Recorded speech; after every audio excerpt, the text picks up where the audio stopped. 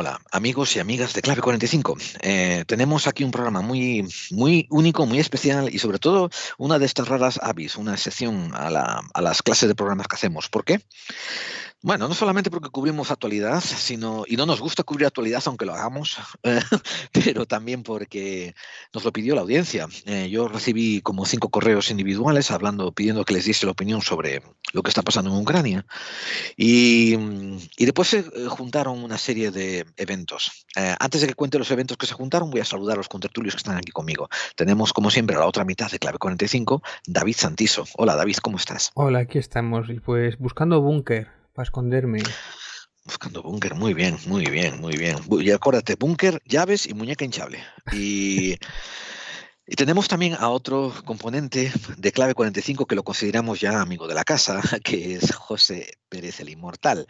Hola, José, ¿cómo estás? Hola, buenas noches. Rara avis, ¿esto qué es? ¿Un dodó, un pájaro bobo, un quetzal? Una rara avis, ¿verdad? Sí, sí, tú sigue metiéndote conmigo, vas a ver cómo te muteo el resto del programa. Y después, y esto es lo que tenemos. Nos hemos juntado los tres porque, como decía, recibimos un montón de peticiones diciendo que hablásemos de Ucrania. Yo hice una aportación al programa Amigo, Hombres de Negro, que dirige Alberto Hernández y salió ya hace una semana. Estamos haciendo esta grabación a 1 de marzo y se publicará casi inmediatamente, mañana o pasado, lo recibiréis el 2 o el 3 de marzo. Y los que quieran una referencia anterior, pues eso, buscaros la entrevista, la aportación que hicimos en Hombres de Negro sobre la situación de Ucrania. Pero vamos a matizar una cosa. Aquí vamos a intentar, dentro de lo posible, lo humanamente posible, alejarnos de lo que son las opiniones personales y sobre todo las predicciones, vaticinios y cosas así. Es cierto que dentro de los conocimientos de cada uno de aquí, de los contertulios, cada uno aportará su análisis. Eso el que quiera que lo tome como eso, como un análisis personal que aporta cada uno de los que están aquí presentes, basándonos en su experiencia vital y en sus conocimientos. Entonces, para lanzar esto hacia adelante, tuvimos vamos también a dar otra especificación. ¿Cómo surgió esto con lo que es la serendipia? Pues que José, el inmortal, se fue junto a Carlos Dueñas, el director de Todo nos da igual, ese programa que tanto apreciamos, y Carlos, que es amigo también del programa, le mandamos un saludo inmenso. Buscarlo por iVoox, todo nos da igual, y le dijo, oye, vamos a hablar de Ucrania. Y Carlos, qué te dijo Carlos, José? El contexto fue que estábamos hablando de Hitler, del ascenso de Hitler al poder, de las cosas, entre comillas, medio buenas que hizo Hitler, por ejemplo, en economía, cómo resurgió Alemania, la Alemania del periodo entre guerras de la República de Weimar, que estaba hecha unos zorros, cómo llegó a convertirse en una potencia capaz de desafiar a todas las otras potencias.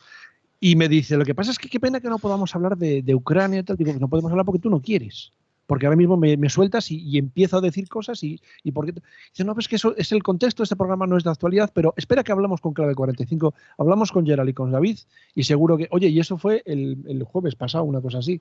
O sea, en Sí, sí. 3 días se ha montado todo esto. Que yo lo mismo, yo con mis amigos, yo que sé, una tarde tontas, hablo de lo mismo, de Hitler y las cosas buenas que hizo Hitler, que eso, que nunca se dice lo malo, o sea, que nunca solo se dice Pues hablar no, de lo malo, no, nunca eso de lo bueno, ahí serías, está. pero el problema con Hitler, y es que nos estamos saliendo del tema, el problema con Hitler es que su política económica y social era la leche de buena. Lo que pasa es que luego era como las vacas holandesas que llenan el cubo de leche y luego cuando vas a cogerlo le pegan una patada y lo tiran todo por el suelo. Es el mismo. Todo lo malo, o sea, la mitad de la cuarta parte de las cosas malas que hizo oscurecen cualquier cosa buena que hubiera podido Y hacer. el bigote que hizo tendencia también, eso es Me, importante. Suya, el bigote de cepillo de dientes, que es buenísimo. Ese bigote se inventó en Estados Unidos y lo llevaba Chaplin antes que él. Sí, sí, Sí, sí. sí, sí, es cierto. Claro, se lo Pero puso me encantó él. esa matización, José, me encantó esa matización de que tenía unas ideas progresivas. Bueno, él lo que tenía era que escuchó mucho a la gente que lo rodeaba, que le daba consejos de cómo mejorar la situación y él los puso en práctica, ¿no? Pero como dices tú, me encantó lo que precisaste, ¿no? Las burradas que hizo después oscureció las pocas cosas buenas que tuvo, ¿no? O sea, qué buena matización. Claro, todo lo que es la protección social, todo lo que son las vacaciones pagadas, o sea, obligaba a las empresas a tener piscinas, gimnasios para que los trabajadores hicieran deporte en sus ratos de ocio.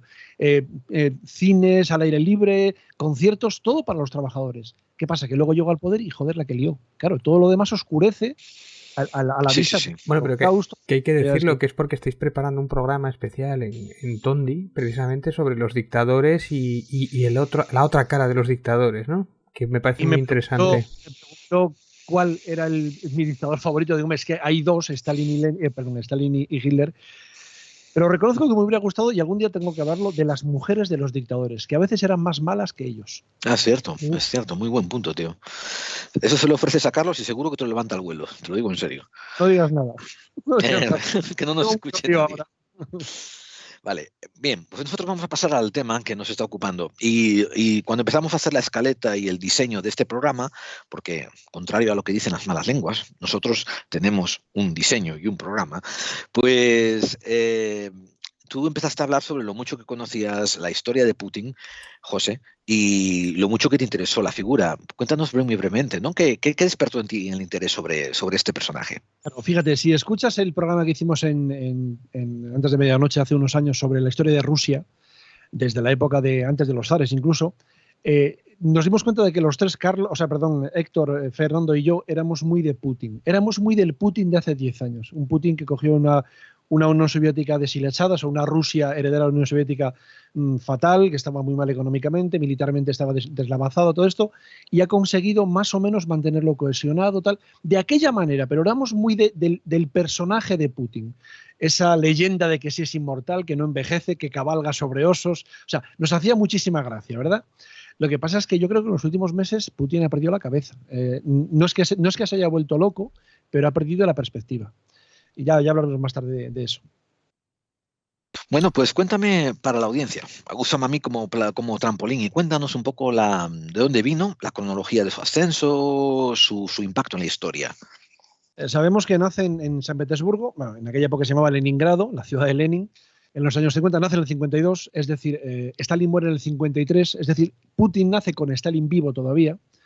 Nace en una familia muy pobre, como eran todas las familias, o casi todas las familias de la Unión Soviética. Vive en uno de esos edificios de apartamentos soviéticos que tienen un baño para 5 pisos. Es decir, es de origen muy humilde, como casi toda Rusia. Él mismo reconoce en alguna entrevista que era una especie de matón en el colegio, que era el chico malo de la clase, que estudió Derecho, aunque nunca ha ejercido de abogado, y que solo era feliz en el tatami. Era un buen practicante del judo, que no un judoka, porque un judoka tiene una serie de valores que Putin no tiene, eso es importante saberlo. Y también era muy feliz viendo una serie de televisión de los años 60 que se llamaba 7 momentos de primavera. Que dirás, qué gilipollez. No, pues fíjate, tiene eso aquel. Porque el protagonista era un espía, una especie de, la versión de James Bond en ruso, que se llamaba Max Otto von Stirlitz, era un personaje de origen alemán, oficial de las SS, que espiaba a los nazis para la Unión Soviética. Esa fue una de las series más importantes, más famosas de la televisión soviética de los 70. Bueno, pues supongo que por influencia de este ídolo que tenía, de Stirlitz, probablemente para parecerse a él, Putin consiguió entrar en la KGB. Entró en la KGB y hizo carrera dentro de la KGB, pero hizo carrera de un modo diferente al que suelen hacer los espías. ¿Por qué? Un espía tiene que ser un tipo discreto, que no le conozca a nadie. Bueno, pues Putin salía en todas las fotos. O sea, hay una foto de espía y está Putin allí. Es decir, yo creo que era más un administrativo, un funcionario que un espía realmente. Fue destinado a Berlín Oriental inicialmente, pero cuando cayó el muro se quedó sin trabajo y regresó a Rusia, a su ciudad natal, a Leningrado, que entonces se llamaba ya San Petersburgo. Y la caída del muro de Berlín implicó una reestructuración, ¿verdad?, de todos los servicios de espionaje y los servicios burocráticos. ¿Y esto lo dejó a él en la calle? Es decir, no lo dejó en la calle, pero Perdona, sin trabajo, sí, como dices tú. Es decir, digamos que ya no hacían falta espías porque Berlín Oriental y Occidental estaban juntos. Entonces él se fue a vivir a su ciudad natal y allí entró en contacto con el alcalde de la ciudad, que era, se llamaba Anatoly Sobchak. Fue alcalde durante 40 años y allí Putin hizo fortuna, digamos, entendiendo cómo hacía política el bueno de Sobchak, es bueno entre comillas, sobornos, mordidas, etcétera, etcétera. Al fin y al cabo, él decía que con los sobornos él no hacía daño a nadie porque las obras se realizaban.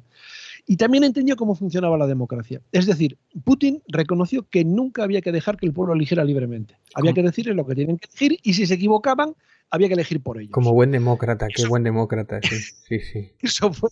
Eso fue lo que pasó cuando Sobchak, el alcalde de la ciudad, perdió la alcaldía y Putin se vio otra vez en la calle. Entonces tenía algo de dinero y se mudó a Moscú para estar más cerca de los centros de poder y con su experiencia en la KGB y en asuntos de Estado, con recomendaciones, etcétera, llegó a ser, digamos que el elegido por Boris Yeltsin para sucederlo. Boris Yeltsin, ¿os acordáis? Aquel presidente de Rusia que estaba todo el día nadando en vodka. Hay una imagen suya tirándole pellizcos a las secretarias que es impagable, te lo juro por Dios, que no se me va de la cabeza. El caso es que Yeltsin quería convertir la antigua Unión Soviética al capitalismo y quería llenarlo de capitalistas.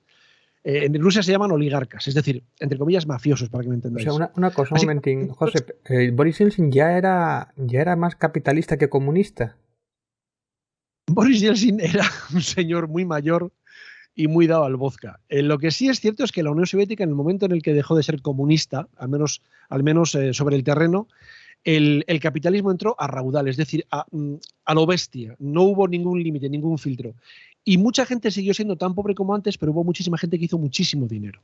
Estos son los famosos oligarcas, de los que si quieres hablaremos más tarde.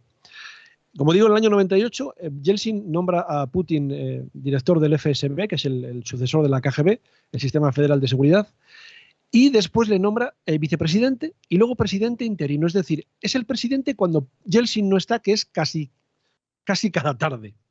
Y al final, como Yeltsin renuncia en el 31 de diciembre del 99 como presidente de la Federación Rusa, hay unas elecciones y en esas elecciones Putin arrasa. Lo que lleva el éxito a Putin es, primero, su relación con los oligarcas. Habló con ellos, se entendió con ellos, les garantizó que a su lado se harían ricos. Pero también les dijo que el que no le apoyara tendría problemas antes o después. Es decir, se entendieron entre mafiosos, digamos. Bueno, casi todos lo entendieron. Algunos no lo entendieron y acabó mal. ¿Cuál fue el otro gran éxito que llevó a Putin a la presidencia de Rusia? Bueno, pues el asunto de Chechenia. No sé si os acordáis de Chechenia. Chechenia es una pequeña república perdida en el Cáucaso, al norte de Georgia. Es un poco más grande que la provincia de León. Llevaba años dando problemas a Yeltsin y a Putin, que entonces era presidente interino, y claro, ante esos problemas y ante la necesidad de mejorar su fama, Putin decidió acabar con aquel problema para mejorar esa popularidad. En realidad no había ningún motivo real para que Chechenia fuera invadido, no había un casus belli, es decir, no había pasado nada realmente. Así que no pasa nada, Putin se lo inventó.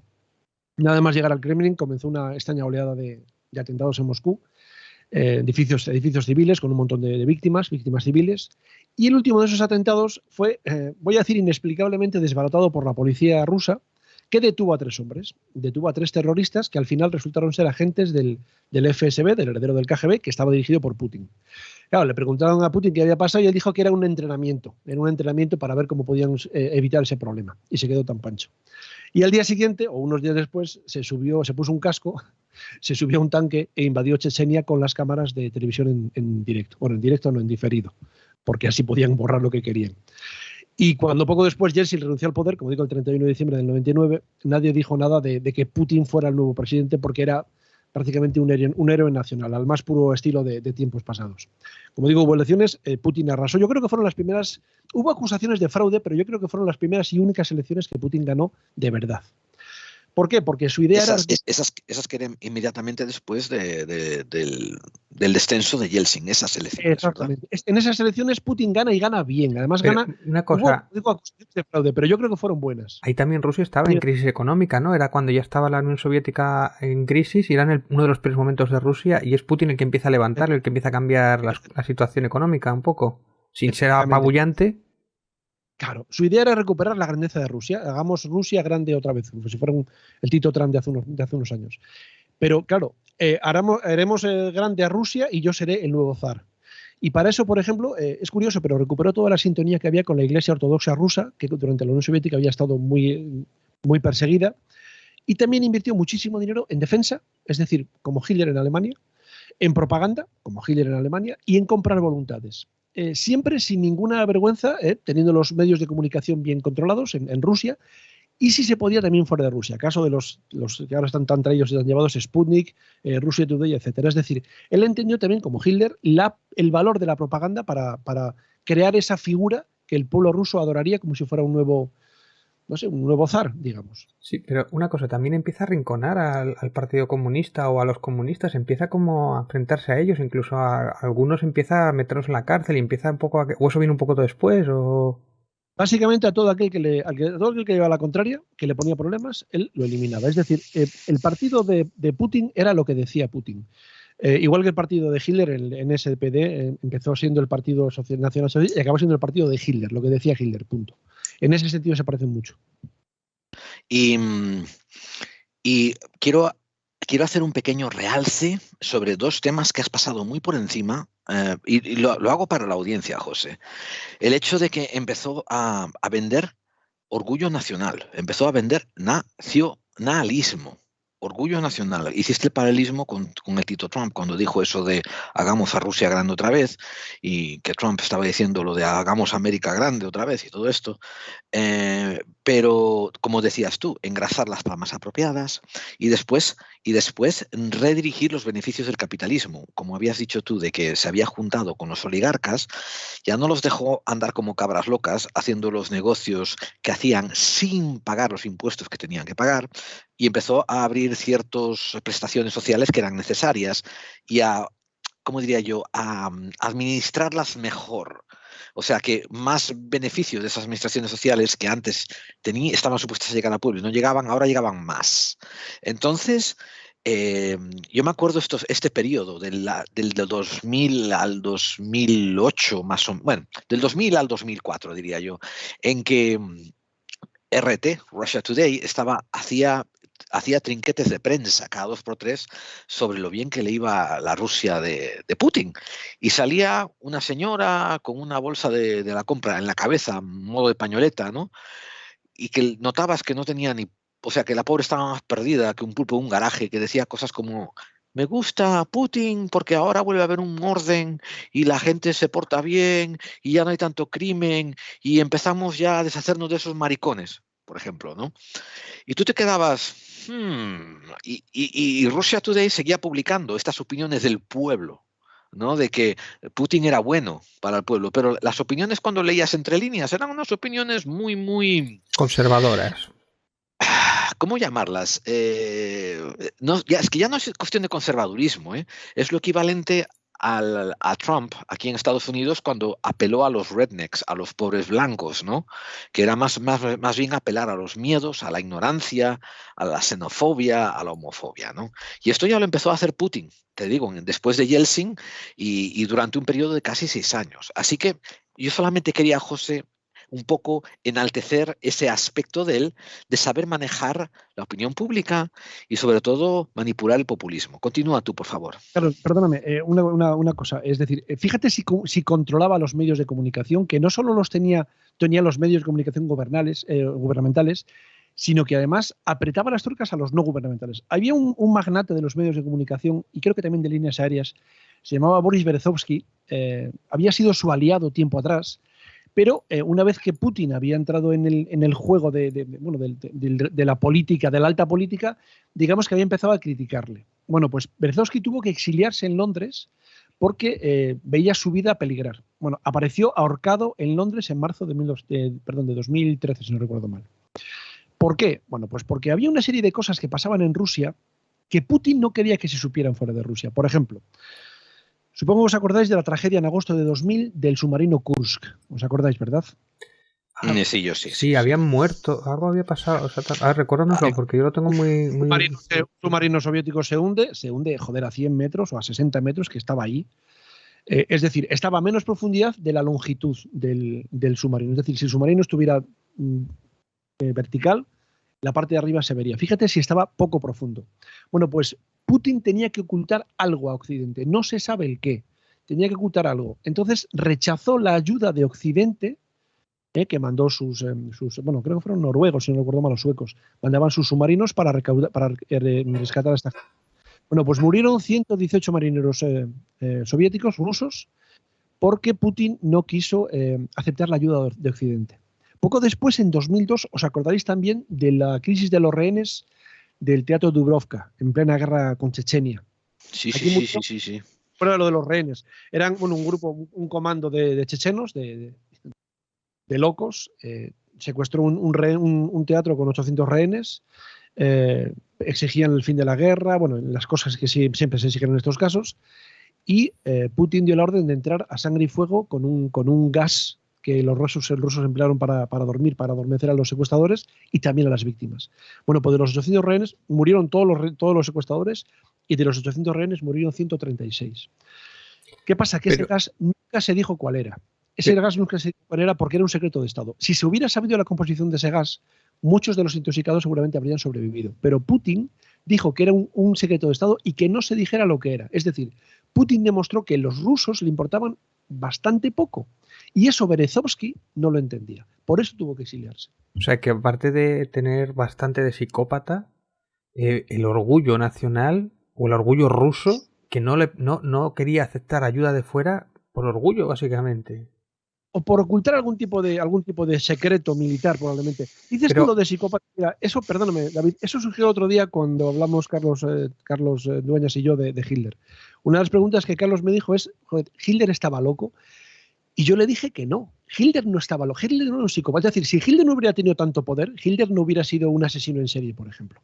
El problema es cuando a un tipo con estas ideas equivocadas le das poder absoluto. El problema de Putin es que no ha tenido nunca nadie que le diga, Putin, ¿dónde vas? Eso no se hace así. Lo que le pasó a Hitler.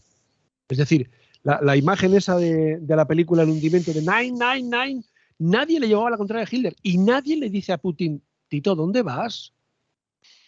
Ese es el problema. pero, No es que pero me recuerda que, por ejemplo, cuando pasó lo de Chernóbil, también tardó mucho Rusia en aceptar ayuda por orgullo, por no reconocer que tenía problemas de mantenimiento de Chernóbil, por no delatar una debilidad enorme que tenía. Era un poco el mismo caso y era mucho antes de Putin.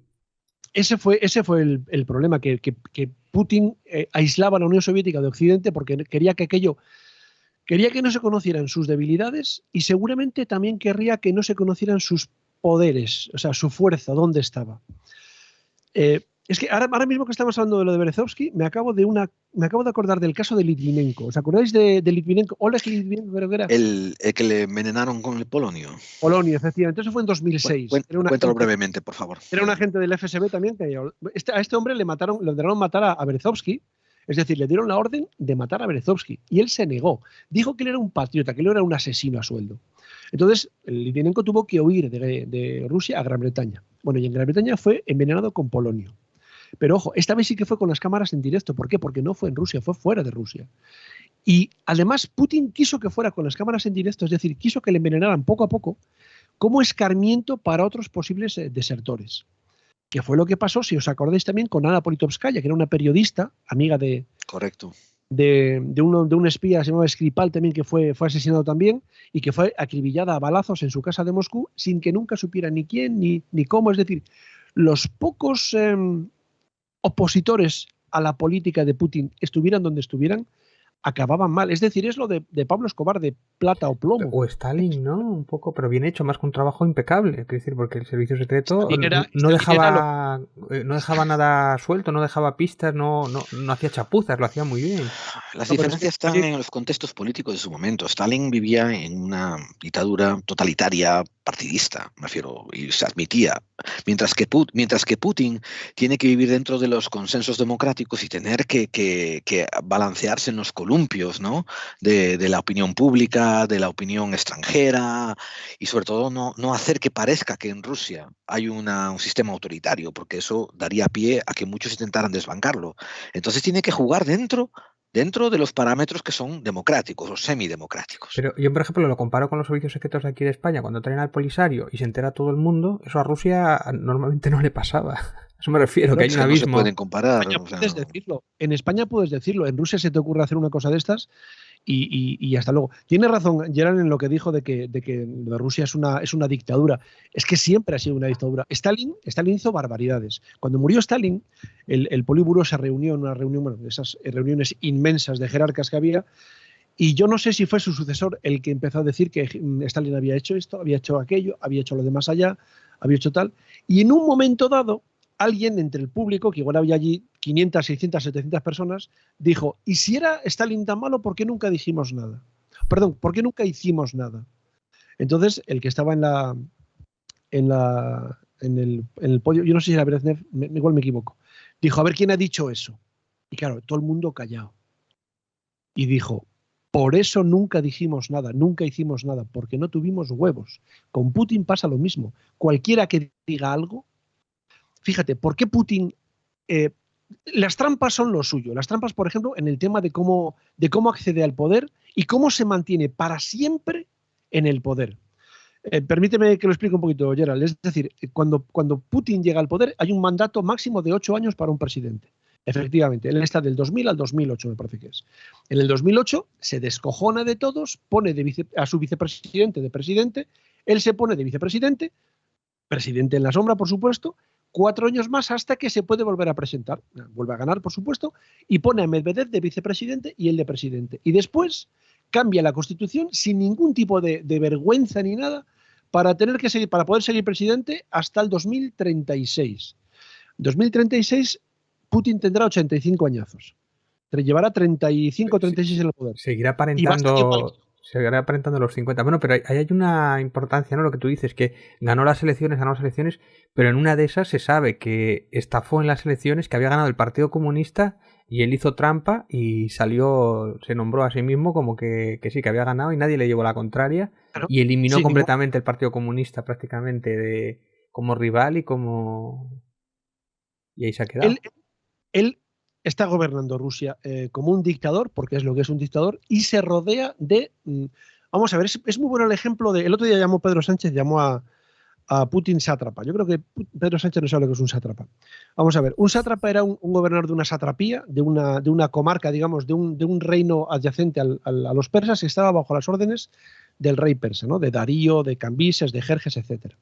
Es decir, Putin sería el emperador persa, y sus sátrapas serían el presidente de Chechenia, que es Radan Kadyrov, el presidente de Bielorrusia, Lukashenko, en su momento el de Ucrania, que creo que se llamaba Yanukovych, si no recuerdo mal. Es decir, todos estos tíos serían sus sátrapas, sus gobernadores puestos sus gobernadores títeres.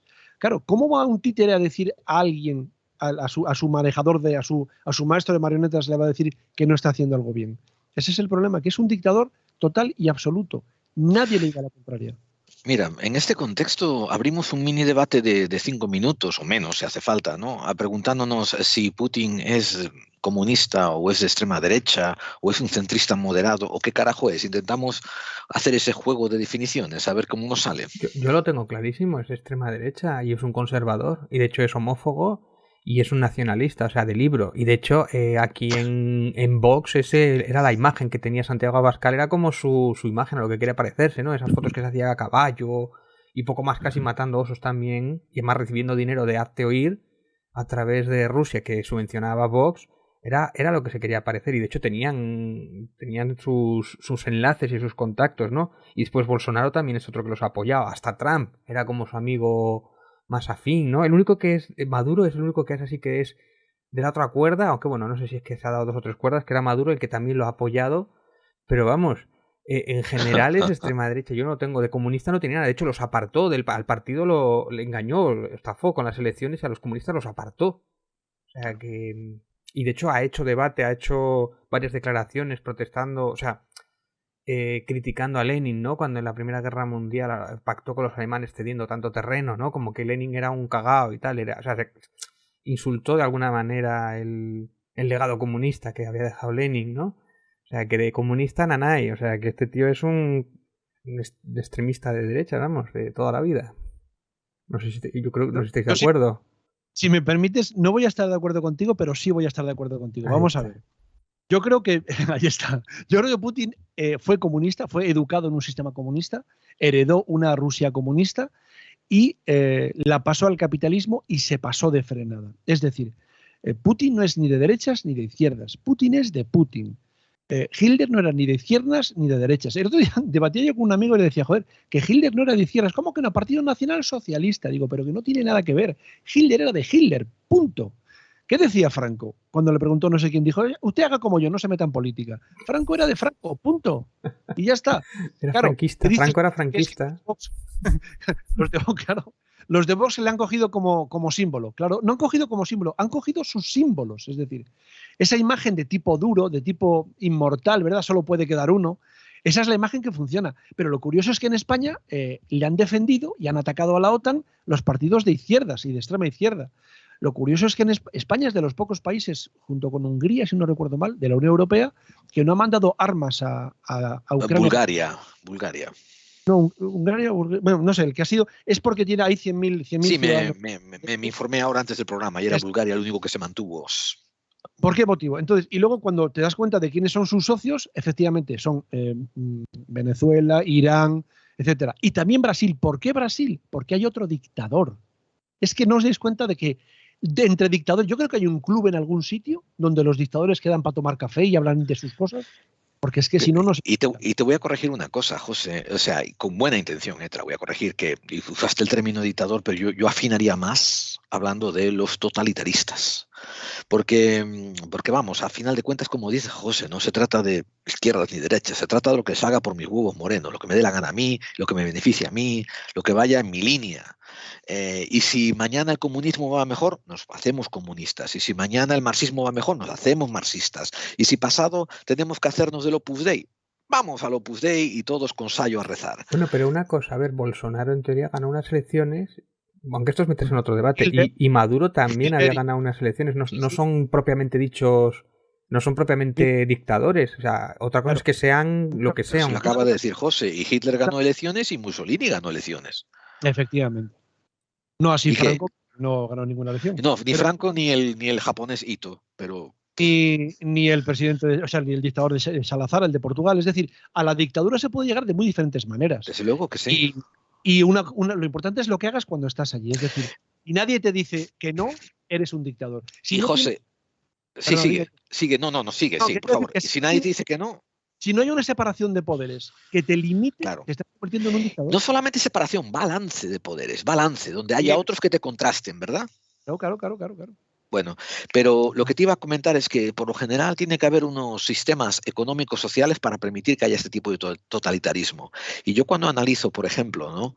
La España del 39, de cuando acaba la guerra civil, cuando analizo el Brasil de Bolsonaro, cuando analizo la Rusia de Putin, pues te encuentras, incluso diría yo, la América de Trump, pues te encuentras que hay una clase de gente que comparte estos valores. Hablo de nacionalismo, de que nosotros somos mejores, tirémonos los pedos que nos tiremos y caguemos por donde caguemos, pero somos los mejores, ¿no? No podemos hacer nada malo. Después volver a cosas básicas como religiosidad. Recuérdate que Putin le dio la mano a la Iglesia Ortodoxa para que volviese otra vez los valores religiosos. Trump se declaró a sí mismo máximo exponente de los evangélicos, a pesar de que no sabía ni cómo agarrar una Biblia en la mano y no estaba seguro si le iba a quemar. Pero porque era un libro, ¿no? Bueno, tiene razón, eso es cierto, pero quiero decir ¿Cómo se abre? que No sabía. Eso es diferente. Sí, bueno, tiene que haber un contexto económico-social que permita que esto ocurra, que tiene que ver con necesidad social, tiene que ver también con una incultura, y con incultura quiero decir incultura a nivel de valores políticos, valores sociológicos, cómo está tu entorno. No estoy hablando de incultura de no leer, no estoy hablando de incultura de no saber películas, estoy hablando de que un mínimo denominador común social bien bajo, ¿no? Y entonces esta gente pues se agarra a las cosas simplistas, ¿no? A los eslogans. Pero Gerard, es aludir al sentimiento nacionalista, es decir, al corazón en vez de a la cabeza, ¿no? O sea, no pienses, siéntelo. Si tú lo sientes no puede ser algo malo, ¿no? Y esto, de hecho, la política, incluso la española, también ha salpicado mucho esto de los sentimientos antes que la razón. Pero esto yo lo ato a lo que he comentado, de que desde que acabó la Segunda Guerra Mundial se ha intentado llevar los procesos democráticos, se han intentado llevar a ser vendidos a los intereses corporativos por la línea del partidismo. Quiero decir, bajar la cultural de las poblaciones, bajar los niveles intelectuales de las poblaciones, pero apelar más a las emociones y jugar al partido. Quiero decir, yo con el Barça gane o pierda, yo con el PP gane o pierda. La identidad nacional. Y la identidad nacional, la xenofobia, la homofobia últimamente, en los últimos 20 años. Y todos estos valores que son también de distinción, de decir, yo me voy a cerrar en banda porque yo soy mejor y no quiero aceptar los otros. De hecho, con Rusia había la utilización un poco de esa, y corregirme si no es así, es la utilización de que Ucrania al separarse era como que era la hermana pequeña de Rusia, que encima había sido como la madre, el nacimiento de la madre patria, y no querían que Ucrania fuera independiente porque era como una falta para ellos o un problema para ellos, como que no, Ucrania no puede ser independiente porque es nuestra. Había una relación ahí.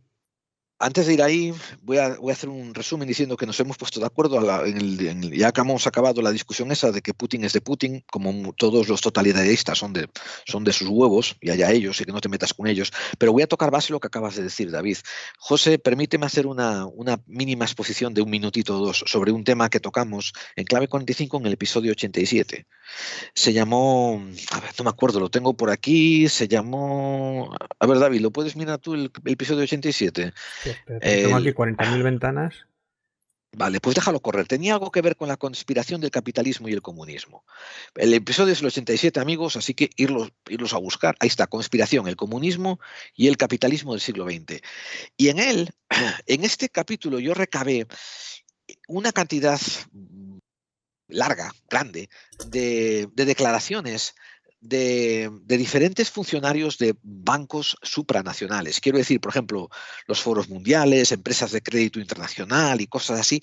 No estoy hablando de hoy en día, sino de principios del siglo XX, donde testificaron unas cosas muy extrañas. Testificaron que en los años 20, no sé cuántos millones de dólares en oro fueron adjudicados a Lenin para cruzar la frontera de Estados Unidos a Canadá y de Canadá a Rusia para subvencionar la revolución. Porque muchas veces nos dicen la revolución rusa surgió así, de que estábamos hartos de los zares, pero alguien tenía que pagar por los panfletos, alguien tenía que pagar por los telegramas, alguien tenía que pagar por las armas, alguien tenía que pagar por los trenes, alguien tenía que pagar por esto.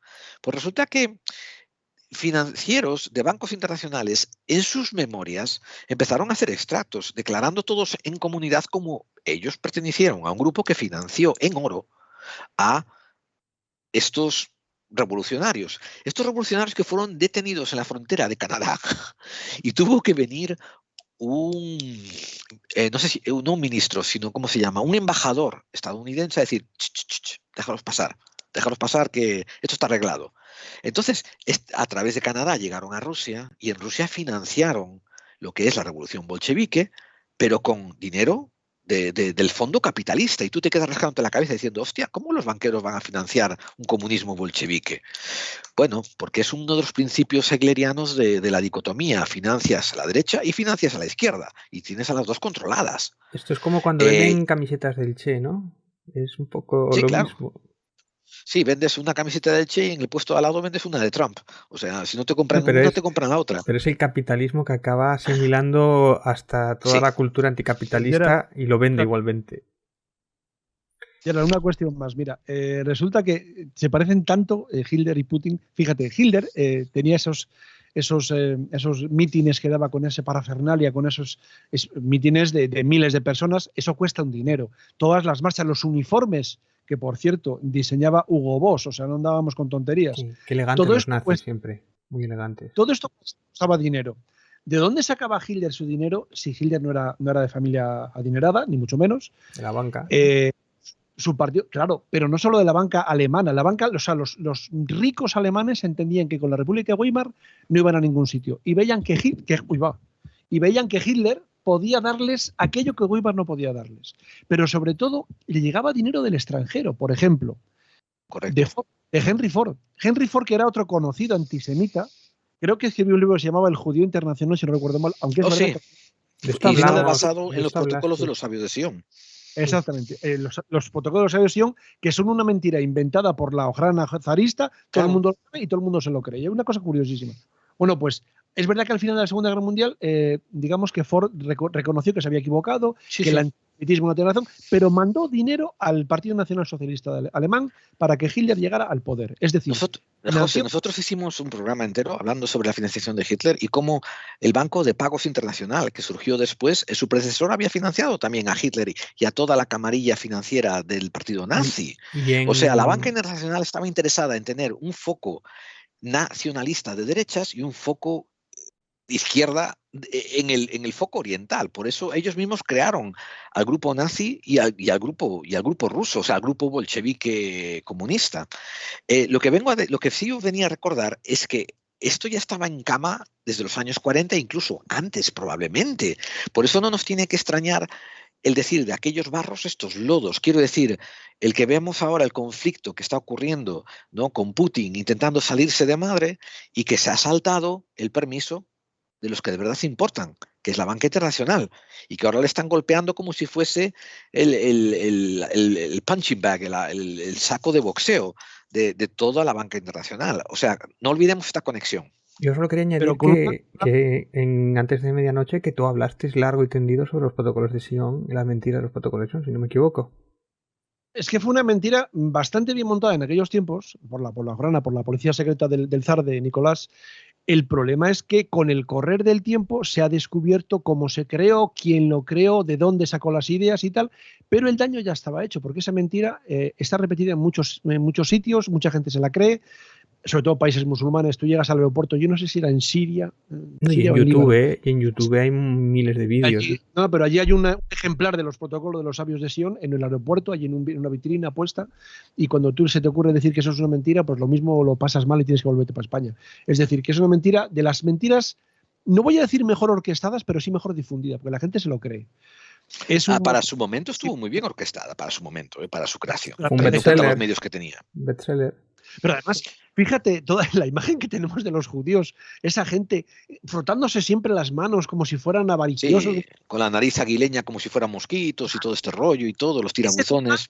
Ese tema lo podíamos tratar otro día porque es muy divertida la historia de la imagen que tenemos de los hebreos en la historia, porque les han echado de todos los sitios. De todos los sitios y le han dado más golpes que una estera. Les han echado de todos los sitios y de España les echaron, pero fue solo una vez. Pero es que de Francia les han echado 3 veces. Sí. Es decir, y a nosotros nos cae la mala fama de echar judíos. Efectivamente, ese es el problema.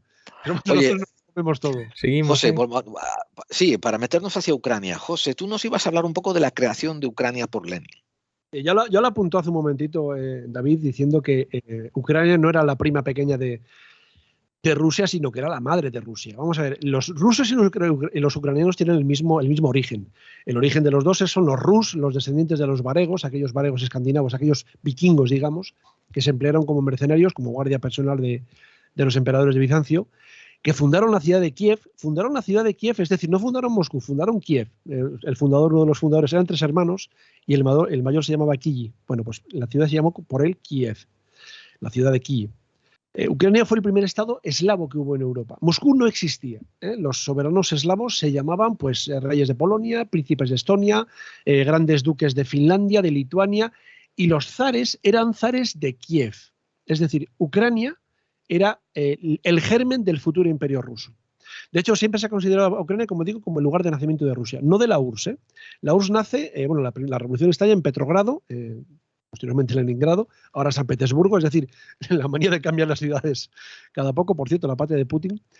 Y en aquellos momentos todo este problema nacionalista no existía en el mundo. No había nacionalismos más que en algunos países árabes y quizá Irlanda y pocos sitios más. En Ucrania no existía, tampoco existía en el resto de las repúblicas soviéticas, no existía Azerbaiyán, no existía Moldavia, no existía Georgia. Es decir, todo era el imperio ruso de los zares porque era el territorio de los Romanov. Punto.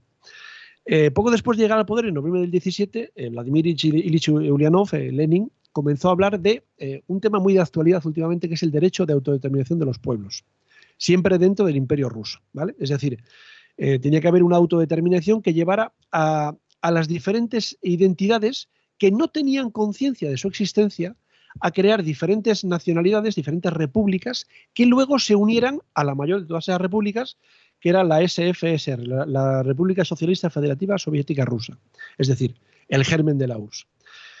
La idea era crear nuevas instituciones nacionales para romper desde dentro toda la herencia del imperio zarista e ir anexionando esas nuevas repúblicas a la todopoderosa Unión Soviética. Claro, por muchas razones los ucranianos rechazaban a los soviéticos. ¿Cuál era la principal de estas razones? Pues el famoso Holodomor. Yo no sé si sabéis lo que es el Holodomor. Holodomor significa en ucraniano muerte por hambre. Esto ocurrió en el 32, con Hitler bien asentado ya en el poder. Hay que decir que en Ucrania había una serie de pequeños campesinos independientes, propietarios de sus tierras, que cuidaban de sus tierras, que igual tenían 3 o 4 cosechas al año, porque cuidaban de sus tierras. No eran tierras comunales, eran de sus antepasados. Y ellos no querían ceder esas tierras a la colectivización que estaba instaurando la Unión Soviética. Claro, Stalin, para eliminar el problema, para presionarles o para castigarles o para lo que fuera, requisó todas sus cosechas, todas las cosechas de Ucrania, y se llevó la comida del granero de Europa lejos de donde estaba producida. Pero una cosa, Es decir, los castiga, no sé si tiene relación con el hecho de que Ucrania, que fue uno de los primeros afectados con la invasión nazi, hubo una parte que estuvo con los nazis también. eso ocurriría unos años después. Estamos hablando del 32. Vale. Hitler llega al poder en el 33, si no recuerdo mal. Bueno, es decir, hubo una gran hambruna en Rusia, pero de esa gran hambruna los más castigados fueron los ucranianos, que además eran los verdaderos productores. Siempre se ha dicho que Ucrania era el granero de Europa. Bueno, pues en Ucrania hubo entre 3 y 6 millones de muertos por hambre.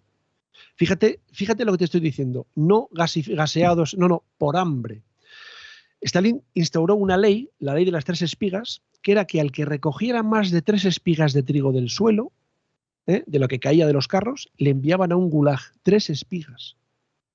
Hubo casos de canibalismo, hubo un montón de muertos, un montón de problemas, hubo un enorme resentimiento que todavía a día de hoy se sigue viendo. Como dices tú, después en el 41 llegan los nazis. Llegan los nazis, invaden la Unión Soviética, Ucrania incluida. Y lo curioso es que los ucranianos, después del Holodomor, ven a los alemanes como una especie de libertadores. Ese es el origen de esa desnazificación de la que habla Putin. Es decir, en un momento dado, Ucrania apoyó a los nazis porque tenían un enemigo común que eran los soviéticos, o así entendían muchos. Se derrotan los nazis, la situación de Ucrania no varía hasta que logra su independencia al caer la Unión Soviética en el 91.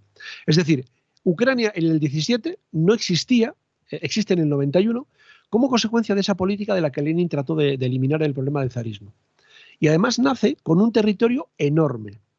Vamos a ver, yo he estado mirando por ahí. Pero una cosa también, aún así yo tengo apuntado que murieron 5 millones de ucranianos durante la invasión nazi también. Claro, murieron 5 millones de ucranianos y 60 millones de rusos, pero que los ucranianos entendían que los alemanes estaban allí para hacerles menos daño del que le habían hecho Stalin, del que habían hecho los bolcheviques. Eso no quiere decir que no pelearan muchos ucranianos en el ejército rojo. Por ejemplo, el abuelo del actual presidente, de Volodymyr Zelensky, fue comandante del ejército ruso. Sí, pero eso que no se dividieron como en dos, una parte que se apoyaba en los campos de concentración y otra parte sí luchaba contra los nazis. Algo parecido a lo que pasó en Francia con la Francia de Petain o la Francia ocupada. Es decir, hubo 2 Francias, una ocupada por los alemanes y una, entre comillas, libre, que en realidad era un protectorado alemán. Como digo, el territorio de Ucrania es un país enorme, es más grande que España. En algunos sitios aparece como el 5º más grande de Europa. Digamos que el primero es la Unión Soviética, que está mitad Europa, mitad Asia, aunque solo con la parte de Europa ya tiene 4 millones de kilómetros cuadrados. Después creo que va Azerbaiyán, que yo creo que está en Asia, pero bueno, luego Turquía, que tiene parte también en Asia Menor.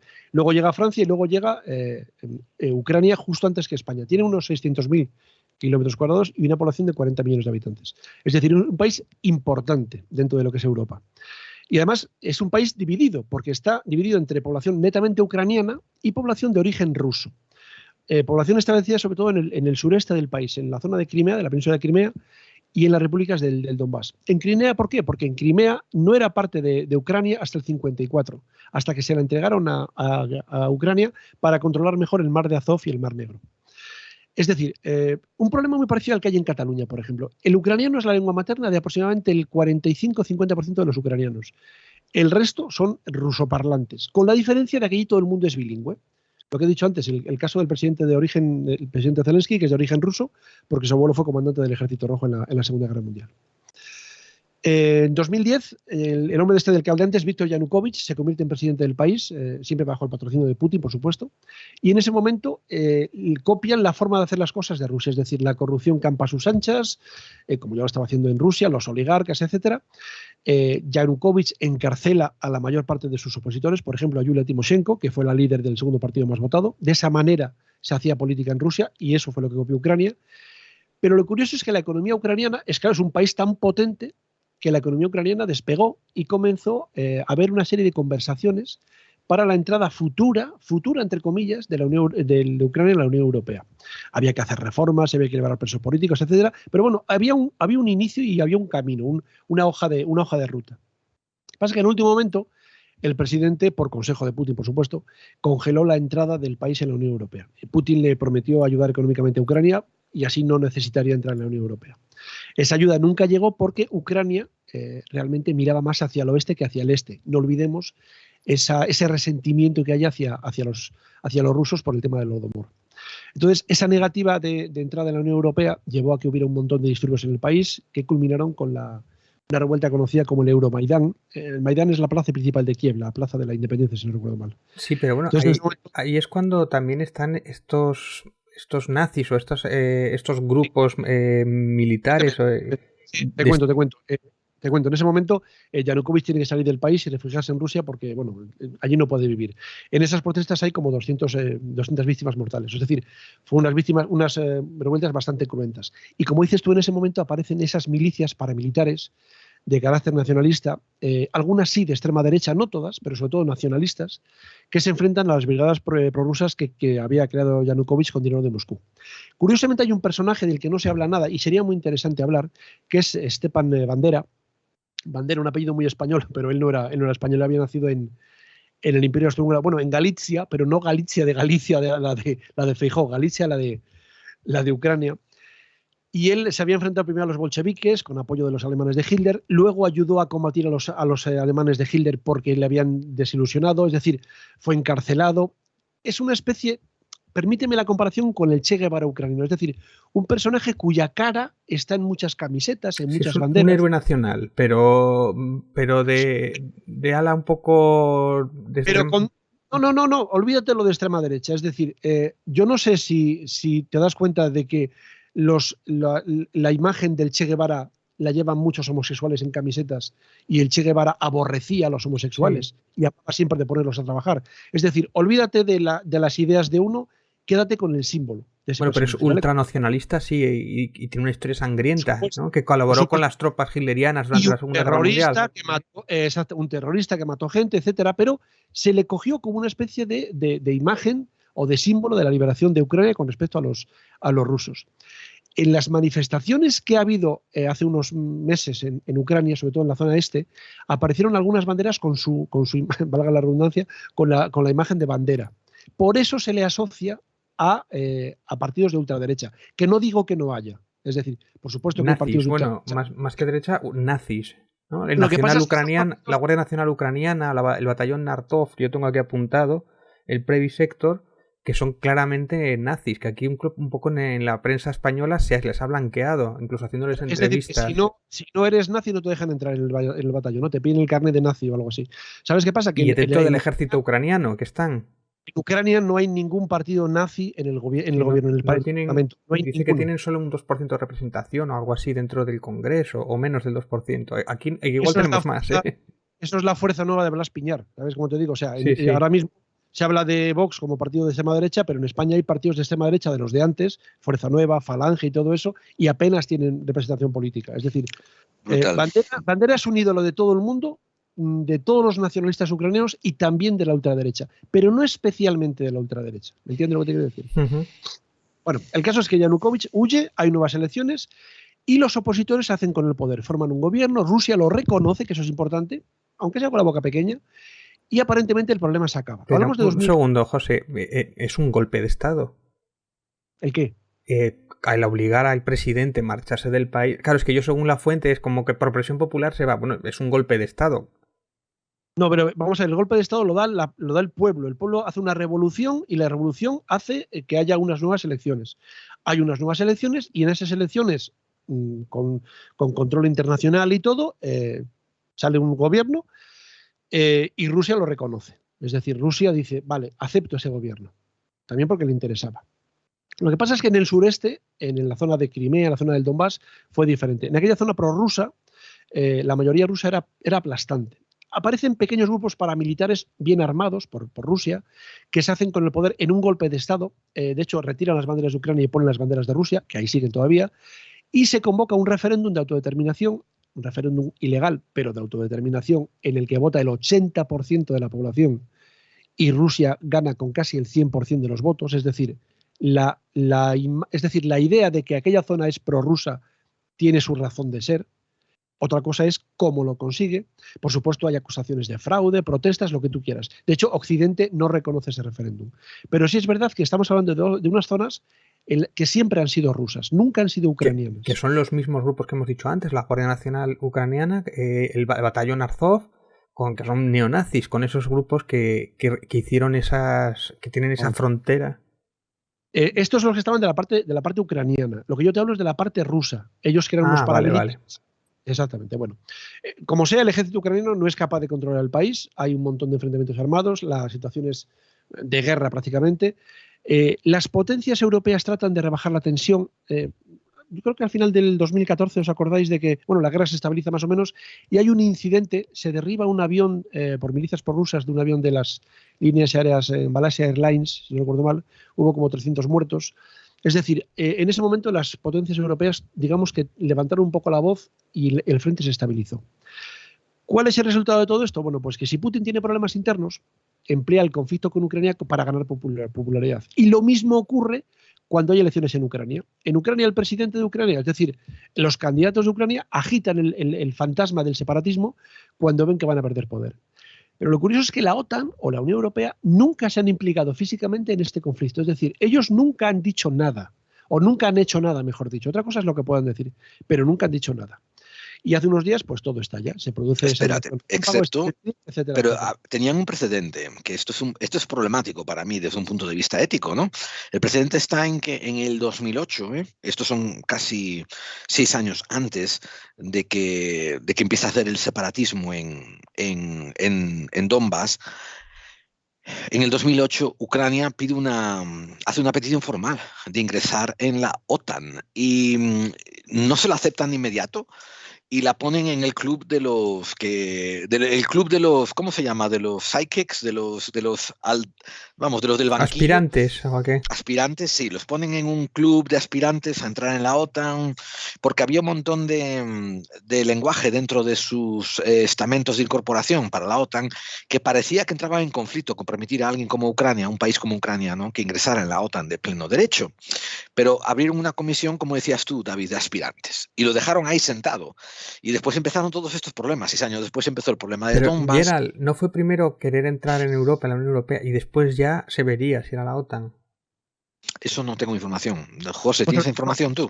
Son organizaciones totalmente independientes. Es decir, sí. Para entrar a la Unión Europea no entras ahora, dices, oye, quiero entrar a la Unión Europea y para Semana Santa ya estás. Es decir, Turquía empezó en el 2004 a pedirlo. Las repúblicas estas bálticas se hizo una excepción con ellas, pero por ejemplo Rumanía tardó años en entrar. Claro, ¿por qué? Porque no es querer entrar, no es comprar una entrada y te dejan entrar, tienes que cumplir una serie de requisitos. Por ejemplo, tener una política clara, es decir, la corrupción que ha habido y que siempre habrá, creo yo, en algunos países les cierra la puerta a la Unión Europea. No puedes tener presos políticos, por ejemplo. Tienes que tener no puedes tener pena de muerte. Es decir, hay una serie de medidas que tienes que cumplir. Y eso es para la Unión Europea, ¿verdad, José? Claro, y para la OTAN, por ejemplo, una de las medidas más importantes es no tener ninguna disputa territorial con otro país.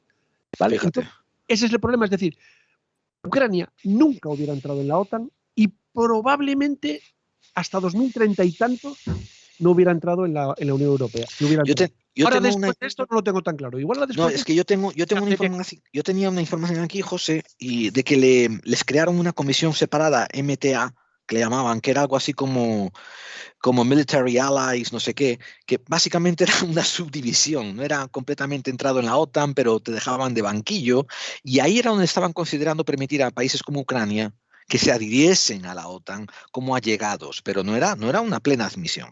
Y David, se lo corrijo también para la audiencia, la comunidad europea no tiene nada que ver con la OTAN a la hora de hacer admisión. Pero a mí me da la sensación, y corregirme, que es cuando tiene intención Ucrania de meterse en la Unión Europea, es cuando Putin salta porque ve que puede saltar también a la OTAN.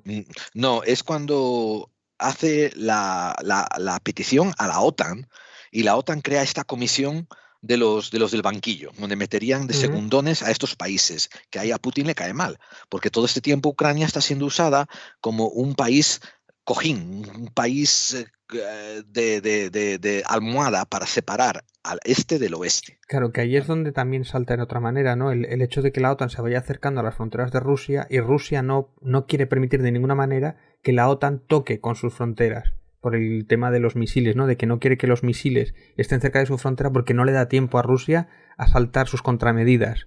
Entonces, por eso quiere tener esos países en medio. Ese es un argumento que sigo oyendo a muchos apologistas de Putin, diciendo, es que a Putin lo están No, amenazando, a Putin dicho... se le están acercando, a Putin lo están acorralando. Y ojo, te voy a recordar 2 detalles. La OTAN es voluntaria, me refiero, supuestamente tú entras si quieres y pides entrar y te dejan tal, pero una vez que estás dentro, contribuyes cuanto puedes y cuanto te parece. Me refiero, si de repente Italia dice, yo me voy a invadir Rusia, amigos de la OTAN, venid conmigo. Nadie tiene que juntarse y nadie tiene que ir detrás de Italia si no quieren. Como te digo, fue una alianza de tratado, pero fue una alianza muy, muy suelta, Ya, y cada uno aporta lo que le sale de los huevos. Pero si el problema Esto no no le da justificación a Putin para decir, me siento amenazado de que la OTAN me está tocando en casa. Al contrario, yo creo que Putin usa eso como un recurso para expandirse y decir, no voy a dejar que la OTAN se ponga delante de mi casa, porque yo soy muy macho y los tengo muy bien puestos. Yo me estoy poniendo José, un tu opinión. mapa... Espera, déjame un segundín. Yo estoy de acuerdo, no hay ninguna justificación para invadir Ucrania, pero es lo que dice Putin, precisamente, ¿no? Estoy enseñando ahora un mapa de la expansión de la OTAN desde el 97 y es como todo alrededor de él, David, eso Estonia, que dices tú, Letonia, Lituania, David, Polonia... eso que dices tú de que es la justificación que da Putin, joder, ¿y qué? También Juan Guaidó en Venezuela un día se puso en una caja de zapatos diciendo yo soy presidente. Pero, a ver, por ejemplo, yo voy a poner otro caso contrario, que además esto se compara mucho con la crisis de Cuba, de los misiles de Cuba. Si Estados Unidos no permitía de ninguna manera que hubiera misiles en Cuba apuntando a Estados Unidos, Rusia ha hecho exactamente lo mismo, que es desmedida, por supuesto, es desmedida con muchísimo. Y es horrible. Entonces, lo que ha hecho no Rusia uses la con palabra Ucrania. exactamente lo mismo, porque ya me estás diciendo tú que hay una desmedida. Sí, yo no apoyo a Putin, pero es lo que él, yo entiendo lo que él hace, que es desmedido, sí, pero también tengo la sensación de que la OTAN ha ido haciendo esa encerrona, ha ido presionando a Rusia para que salte, porque le interesa siempre porque la OTAN siempre va persiguiendo los intereses de Estados Unidos, porque le interesa que salte ahí, que haya un conflicto fuera de sus fronteras de Estados Unidos. Y después ya él venderá el gas a un 40% más caro, ya tendrá todo revuelto y como siempre, pues la OTAN o Estados Unidos siempre le gusta revolver las cosas o agitar avisperos, ¿no? Mira, la política de la doctrina Monroe estadounidense implica que hay que expandirse y hay que ganar terreno lo más posible, ¿no? Esto no quiere, pero recuerda que lo que estás diciendo que está amenazando a Putin es un tratado del Atlántico Norte de defensa, un pacto de no agresión y un pacto de ayuda mutua que es tremendamente suelto y que en teoría no es una justificación para nadie para tomar una acción bélica. Si no insistas, no hay ninguna justificación para atacar Ucrania, pero lo que sí es verdad que tenían acuerdos Estados Unidos... Estoy tocando el tema de que los apologistas de Putin, que dicen que está acorralado y que tienen que tomar esa acción porque no le queda más remedio. Yo no estoy... yo creo que eso solo lo defiende Putin y los suyos. Y los suyos, sí. Y después me interesa también aclarar con la audiencia la correlación que puedes que has hecho muy inteligentemente sobre la situación de Cuba, ¿no? Pero con la diferencia de la intervención geográfica, me refiero, Estados Unidos, y esto lo digo con toda la seriedad del mundo, Estados Unidos no está plantando una bandera en Polonia y nombrando a Polonia el estado número 52. Estados Unidos tiene una coalición que es cierto que la lidera, la del Atlántico Norte, y los países hacen lo que le da la gana dentro de ellos. Eso es muy diferente a que si Estados Unidos ahora tomase Ucrania, la considerase como si fuese Puerto Rico y ahí pusieran misiles. Eso sería lo paralelo con lo que ocurrió en Cuba en el 63. Eso sería lo paralelo. Pero, o sea, la expansión va a ocurrir. Y ojo, China también, hace poco, Taiwán, China ¿no? hace poco... Cualquier día toma Taiwán, China, pero bueno. Bueno, quiero decir que China hace poco metió baza en el asunto de Ucrania y no denunció a Putin, pero tampoco se puso a favor de los americanos. Le echó más barro a los americanos que a Putin. Pero es que todo el mundo tiene que tomar baza porque se trata de expandirse. Yo quiero hacer referencia al programa de Falsa Bandera que hicieron, precisamente hablando del tema de los misiles y cómo Rusia nunca iba a permitir, era la línea roja precisamente, ¿no? Que no entraran los países que eran frontera con él, que no entraran en la OTAN y que no pusieran esas bases militares ahí, que era esa línea roja, ¿no? Y posiblemente dentro de los pactos que están ahora hablando, que están reunidos para ver si hacen la paz, esa sea una de las líneas rojas que no va a permitir Rusia, ¿no? Y el coronel Baños, por ejemplo, en el programa de Jordi Wild también el otro día explicaba algo parecido también con el tema de las fronteras. O sea Es que eso esa es la eso clave, está muy... vamos.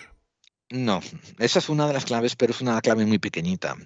Y esto tiene que ver con lo que José comentó al principio cuando analizamos la figura de Putin.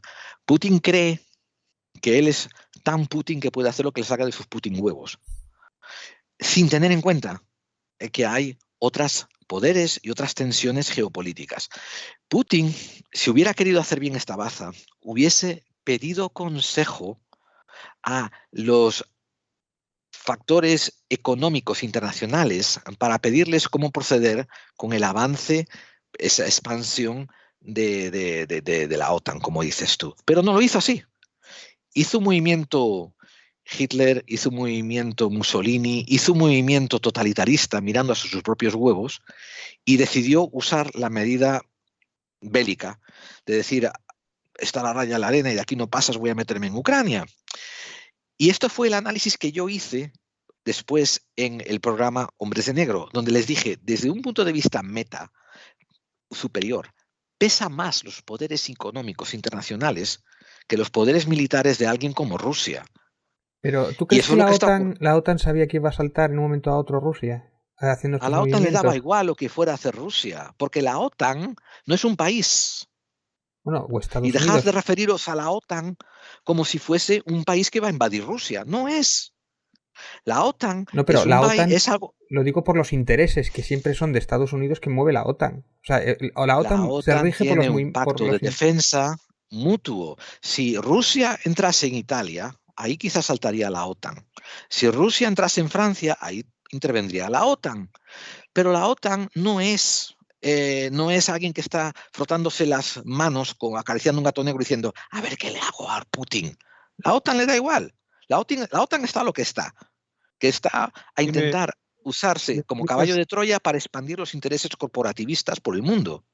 si me permites, Gerard, un par de apuntes. Mira, Sí, primero, por favor. es muy curioso que Putin haya montado la que ha montado para obligar a Occidente a no hacer algo que Occidente no iba a hacer nunca de no haber intervenido Putin. Es decir, como he dicho antes, Occidente nunca hubiera aceptado a la OTAN, perdón, a Ucrania en la OTAN, Completamente de acuerdo contigo. seguro, y nunca en la Unión Europea probablemente. Pero es que además te voy a decir más. Mira, fíjate, el problema no es que Ucrania se hubiera instaurado dentro de la OTAN y hubiera puesto los misiles en los morros de Rusia. Es que los misiles ya están en los morros de Rusia, en las repúblicas bálticas, que sí son de la Unión Europea y sí son de la OTAN. Es decir, Letonia, Lituania y Estonia, Letonia, Lituania y Estonia son miembros de pleno derecho de la OTAN y tienen frontera con la Unión Soviética. Correcto. Entonces, estamos discutiendo el sexo de los ángeles. Es decir, Sí, estoy completamente de acuerdo contigo. mira, Putin se ha equivocado en su estrategia y eso es muy raro, porque Putin es un estratega cojonudo.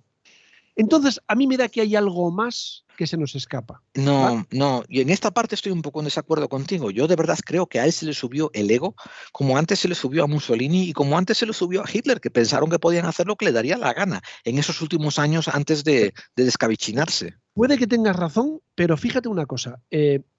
La Blitzkrieg, la guerra relámpago de Hitler, que ahora mismo ha copiado también el bueno entre comillas de Putin. Es decir, en la guerra, la invasión, no, guerra a los cojones. Una guerra es cuando dos países se enfrentan. Esto es una invasión. La invasión de Ucrania por el ejército ruso fue relámpago, lo más rápidamente posible. ¿Por qué?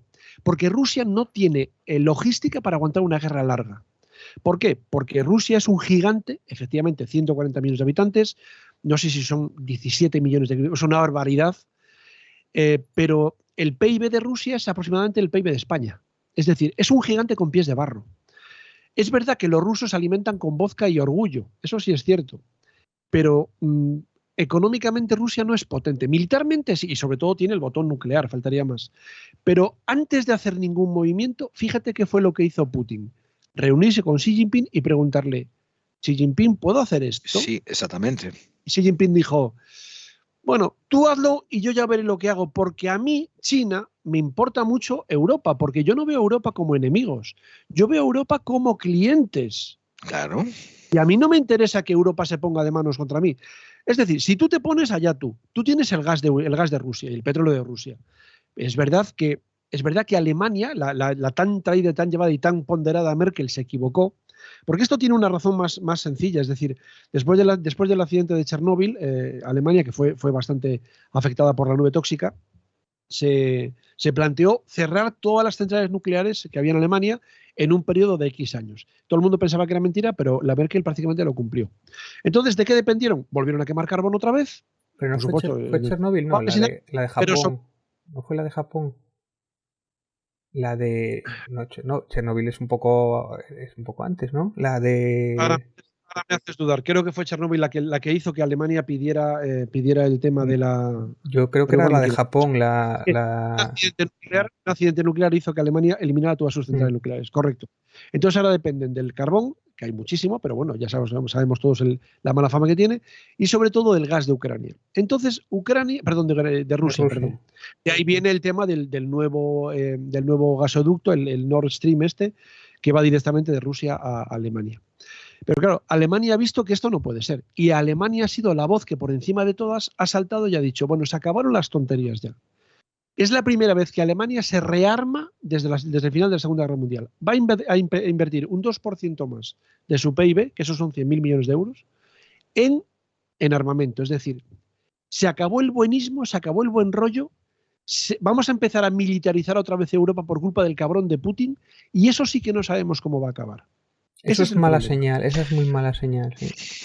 Hay dos factores también que tened en cuenta que estos son de sincronicidad, que os vais a rascar la cabeza. Bueno, un factor o dos diría yo. Fijaros qué coincidencia de que hace unos meses Estados Unidos da la noticia de que se larga de Afganistán y empieza a dejar un montón de cacharradas atrás, ¿verdad? Y yo esto se lo comenté a David, cuando David me dice a mí, hacemos un programa sobre la salida de Afganistán, y dije yo, no es tanto interesante hablar de dónde sale Estados Unidos, sino dónde se va a meter después. Y aquí es donde vengo yo a deciros, fíjate qué interesante que ahora que Putin acaba de hacer estas movidas, la industria armamentística estadounidense está encontrando una excusa para empezar a vender un montón de cacharraje, de armas, de aviones, de tanques y tal, a diferentes países colindantes con Ucrania y simpatizantes a sus medidas, como por ejemplo Polonia, que le está vendiendo un montón de carros blindados, ¿no? Y tal. O sea, sincronicidades curiosas, ¿no? Hablamos un poco también de los momentos de la realidad económica de Ucrania. Espera, Gerald, yo quería decir un par de cosas antes, ¿no? El hecho de que estéis hablando de que igual Putin se ha equivocado con la estrategia desde su punto de vista, ¿no? Yo digo que en ningún momento lo apoyo, ni mucho menos, todo lo contrario, lo aborrezco. Quizás le ha demorado un poco más de lo que él pensaba, pero está a las puertas de Kiev en estos días de hoy. O sea, las puertas de Kiev están muy cerca de la frontera de Rusia, es decir, el problema no es estar a las puertas, sino controlar. Pero negociar, llegar a la mesa de negociación teniendo Kiev, que igual lo que pide es que una de las cosas que va a pedir posiblemente sea la escisión de esa parte. David, si tú vas a la mesa de negociación a negociar, no utilizas bombas termobáricas que están prohibidas por todo tipo de convenciones. Es decir, tú vas a negociar y no pones el fusil encima de la mesa. Lo que ha hecho Putin ha sido una medida de cara a la galería. Él pedía a Ucrania que negociara y cuando Ucrania dijo que sí, Putin se sorprendió, dijo, coño, que dicen que sí. Es igual, no vamos a llegar a ningún sitio. De hecho, no van a llegar a ningún sitio. Eso estoy muy de acuerdo contigo. Al final, yo creo que yo creo que Ucrania nos está dando una lección a todos de lo que es echarle cojones a un dictador. Si tuviéramos todos la mitad de huevos que tiene Ucrania, Putin estaría guardadito en su palacio o donde fuera que estuviera. Definitivamente. Ucrania va a ser la punta de lanza o algo así de la política contra Putin. Contra Putin. Yo en cualquier caso, cuando hay tantos civiles armados que quieren ir a luchar contra un ejército profesional como el de Rusia, normalmente suele acabar muy mal y en desastre, ¿no? Pero yo me quiero remarcar otro punto. No son civiles, muchos sí, pero tú preguntaste sobre si esto fue un error por parte de Putin estratégico, y yo te tengo que contestar una cosa. Yo reafirmo más lo que dije antes, de que más que error, yo creo que fue una subida de ego. Y que ha habido muchas décadas en que nadie, como dijo José ahora, le plantó la cara en la mesa internacional a él. Y él dice, van a continuar sin plantármela. Yo antes de decir que sea un error, yo esperaría porque todavía están en el juego. Es decir, este tío es muy listo y se la sabe todas. Entonces el juego no ha terminado porque todas estas presiones económicas que le están haciendo, yo creo que se está riendo de Europa, ¿no?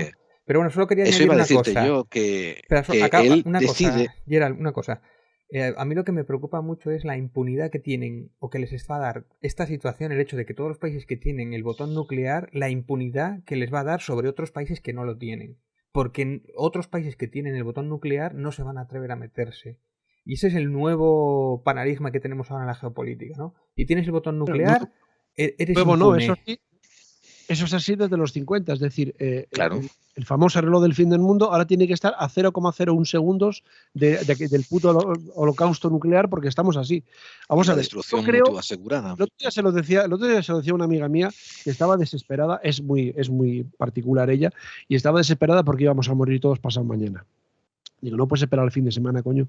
Bueno, pues esta yo le explicaba que antes de que Putin tocara el botón nuclear, hay un tío al lado de Putin que le pega un tiro en la cabeza, como ocurrió muchas veces cuando estuvieron a punto de haber bombas atómicas. El caso del submarino aquel, de un paisano que dijo, bueno, pues no se tira la bomba porque a mí no me sale de los huevos. Y no se tiró la bomba. Y luego había sido toda una falsa alarma. Ese tío luego fue, ¿cómo era? Héroe de la Unión Soviética o de Rusia, no sé. Sí. Es decir, es verdad que la decisión la tiene que tomar Putin. Pero yo espero que haya alguien con 2 dedos de frente al lado de Putin que le corte el dedo antes de que lo apriete.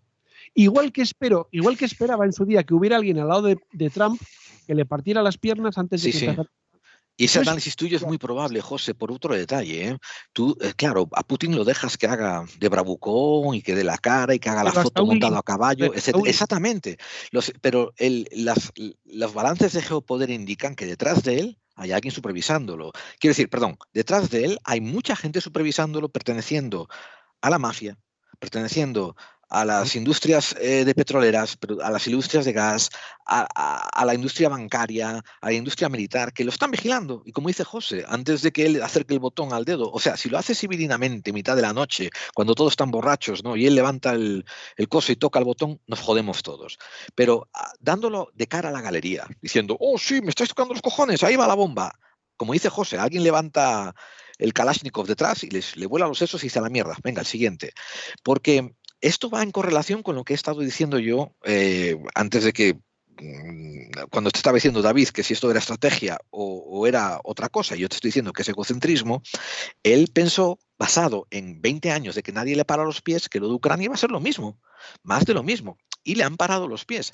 O sea, no solamente le han parado los pies, como dijo José, los ucranianos, ¿no? Haciendo una defensa inesperada, sino que además China ha dicho, haz lo que te dé la gana, no te voy a pegar, pero yo estoy a lo mío. Pero es su flotador, China, precisamente, es su flotador. Rusia, el flotador es China. David, yo sin estar allí estoy seguro que le dijo Xi Jinping, vamos a ver, Putin, haz lo que quieras, pero no me jodas el negocio. Sí. O sea, a mí no me importa que te comas Ucrania, que te comas lo que te comas. Sí. Pero yo no quiero una guerra nuclear porque yo vivo de esto. O sea, Rusia, exactamente. Perdón, China vive de vender. Vamos a ver si lo vamos a decir y a poner encima de la mesa. Si hay un bloqueo, que lo hay, un bloqueo de que no le van a comprar nada, le van a quitar de todo lo que es los bancos europeos a Rusia. Pero David, tiene a China no me dejaste como acabar. puente. Llevo intentando 3 veces acabar el statement. Estoy diciendo de que él decidió hacer esto, metió la baza, le pidió a China le dijo, haz lo que sea, pero no me jodas el negocio, pero con quien se olvidó de pedir permiso es con la banca internacional.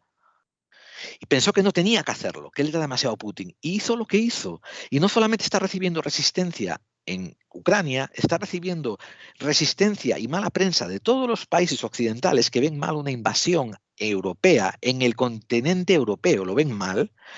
Y ahora todos los sablazos que le están metiendo a Rusia a nivel económico. El rublo está devaluado. En el 1 de marzo del 2022 está devaluado a 5 céntimos de dólar.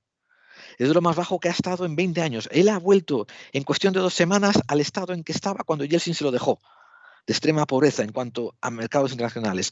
Los ministros que viajan por el exterior se han encontrado con gran cantidad de ellos con sus tarjetas de bancarias congeladas. No pueden ir a las máquinas del banco a sacar más dinero en el extranjero. Se han abierto comisiones internacionales de investigación que antes se decía, pero no se hacía, y ahora de repente se ha hecho sin decirlo, de investigaciones por corrupción a todos estos oligarcas que estaban haciendo la que hacían, el oro que estaban haciendo. O sea, yo tengo aquí una lista que os puedo leer al final sobre las actividades económicas. Escúchame una cosa, Gerald. El ejemplo más claro es Abramovich, Roman Abramovich, el hombre este que es propietario, creo que es del Chelsea, que vive en Londres en una casa de 125 millones de libras. O sea, más o menos como la casona mía de Rabanal. En cuanto ha empezado a haber problemas económicos, ha sido el primero que se ha postulado para mediar entre Ucrania y Rusia. Por ahí pueden ir los tiros, es decir, aunque al pueblo ruso no le haga daño, es decir, ya digo, el pueblo ruso vive de vodka y orgullo. Orgullo todo el mundo, porque es verdad que todo el mundo ha querido conquistar Rusia y nadie ha tenido huevos de conquistar Rusia. Pero el problema son la gente, los millonarios, los oligarcas barra mafiosos que viven fuera de Rusia. Esos son los que van a decir a Putin, no me jodas, con lo bien que estaba yo, ¿a ti qué más te importa que fuera de aquí? Y se lo van a cargar. Y dentro de esto, José, mira, ya que me has dado barra, pues te voy a leer un par de noticias que vosotros igual no sabéis. Por ejemplo, ¿sabíais vosotros que en dos partes de Estados Unidos, uno es en el sur de la Florida y otro es en el Coney Island de Brooklyn, es donde hay más residentes rusos en el extranjero? Es famosa la mafia rusa de Coney Island, que ahora ya tiene mucha menos vigencia que antes, pero bueno, se llaman los mafiosos chandaleros, porque andan siempre con chándales. Sale en la serie Daredevil, en la serie sale la mafia rusa, en Coney Island. Sí. Pero esa lleva desde los años 90, desde que cayó el muro de Berlín, y Estados Unidos empezó a aceptar un montón de visas y visados de rusos. Pero lo que no estabas contando nadie, y estoy seguro que David tampoco ha oído hablar de esto, es que en el sur de Florida hay un gremio de bienes y raíces que compran casas multimillonarias en lo que se llama Florida Keys y que les han frisado el 97% de su inventario de casas. O sea, tú imagínate en Madrid, haces un banco de datos de las casas a la venta y salen 100 casas, ¿verdad? Esas se ponen en un listado donde todos los agentes de bienes y raíces pueden acceder y enseñarlas y venderlas. A ellos, al 97% de estos agentes que tenían este gremio de ventas, los han frisado del banco de datos. No pueden vender estas casas ni cobrar las comisiones. Claro. Y no solo eso, los agentes del IRS, del fisco, están ahora abriendo cuentas investigando cómo han sacado este dinero. Y no les conviene, porque claro, es dinero que mitad blanquean y mitad van por debajo de la mesa a magnates rusos que quieren comprar una casita y blanquear dinero desde Rusia a Estados Unidos. Claro. Vale, Gerald, perdón. Mira, yo viví muchos años en Benidorm, hace muchos años también, y hace poco, unos años, 8 o 9 años, volví otra vez por allí, y en la zona de la playa de la Cala o Finestrat, creo que fue en Finestrat, de repente bajo a dar un paseo con mis hijos y tal, y empiezo a ver carteles en ruso. Digo, ¿yo esto qué es lo que es? Porque allí hay un montón de propietarios rusos. De hecho, la casa de mi familia allí al lado del Hotel Bali este tan alto, esa casa mi madre se la vendió a un ruso que vivía en Alemania, que todavía no ha ido, porque le ha pillado lo de la pandemia y ahora le pilla esto, que yo le digo, mamá, dile que se la recompramos por la mitad de lo que nos dio, porque todavía no la vende, ¿sabes? O sea, es que tú no sabes a la gente que no es la gente de que vive en Rusia, el daño que le está haciendo esto y el poder que tiene esa gente. Ahí está la jugada. Yo me acuerdo cuando antes de que empezara la guerra hablaban de que vamos a hacer restricciones y sanciones quirúrgicas que no van a afectar a la población, que va a afectar directamente a Putin. Y es justo todo lo contrario, ¿no? Igual que todo cuando lo contrario. Putin, claro, mira, cuando Putin invadió, también dijo que iba a hacer intervenciones quirúrgicas. Y también ¿tú sabías que el Banco Federal de Suiza, que es uno de los bancos monetarios internacionales más independientes, donde todo el mundo va a lavar dinero, donde iba Juan Carlos con maletines, el emérito, ¿no? Sí, y, claro, y el que no es Juan Carlos, yo tengo familia que ha ido allí con maletines, yo que soy más pobre que las ratas, o sea, debía de ser que había vuelos organizados para eso. Tú sabes que este banco, su representante Ignacio Cassis ha hecho un comunicado diciendo que le han congelado todos los activos y las cuentas tanto a Vladimir Putin como al ministro Mikhail Majustin y a 367 otros individuos. Esto fue la semana pasada. Sí. Y a esto sí le sumas el hecho de que hay manifestaciones a pie de calle en Moscú, donde la policía... Para manifestarse en Moscú, que allí hay que tener huevos. Si además arrestaron a 2.000 arrestaron a 2.000 o 3.000 personas en una de estas manifestaciones. No, fíjate que ellos tienen cárceles, pero no les dan abasto a meter manifestantes. Dejarme decir varias cosas. A ver, Yo insisto, no, es que hay muchas Nada, no lo cosas aquí. dejamos. Vamos a decir otra cosa nosotros. No, hay varias cosas. Primero que Rusia no tiene deuda prácticamente, no tiene deuda con Estados Unidos. Prácticamente él quitó toda la deuda con Estados Unidos. Después, el tema de Sí, los pagos, tienes la criptomoneda, por ejemplo, o pagar con oro, y tiene a China como puente. Y después los oleoductos que va a fabricar hacia China, pero va a es que tenerlo como cliente. China está haciendo negocio, no está haciendo Sí, política. Entonces, si Rusia no está solvente, no lo va a hacer negocio. pero dejarme terminar. Yo creo Vale. que esto Rusia, o sea, Putin esto lo tenía todo previsto. No. Lo único que yo veo que donde puede haber fallado es el tema de haber tocado a los oligarcas. El congelar el dinero a los oligarcas, que no lo tengo yo tan claro si lo van a hacer o si lo han hecho. Ya lo Porque han eso hecho sí es en una varios medida de sitios. presión. Sí, bueno, pero a ver qué Es- oligarcas y de qué manera, porque ahí hay muchos A ver, intereses. y no Pero el solo tema de eso, que Rusia... Espera, Pero termino. El caso es que Rusia todo esto ya lo tenía previsto. Igual sí que se le ha demorado un poquito la invasión o se le habrá complicado un poquito más, pero el más listo de todo el eje y el que lo tiene más planificado es Putin. Veremos, vamos a darle un añito yo o dos, a respeto ver tu en qué opinión que acaba. digas que lo tenía un previsto. A añito, mí dos. los datos No puedes informativos darle me un año. muestran que no tenía ni puta idea de toda esta que le iba a caer de sopapos económicos.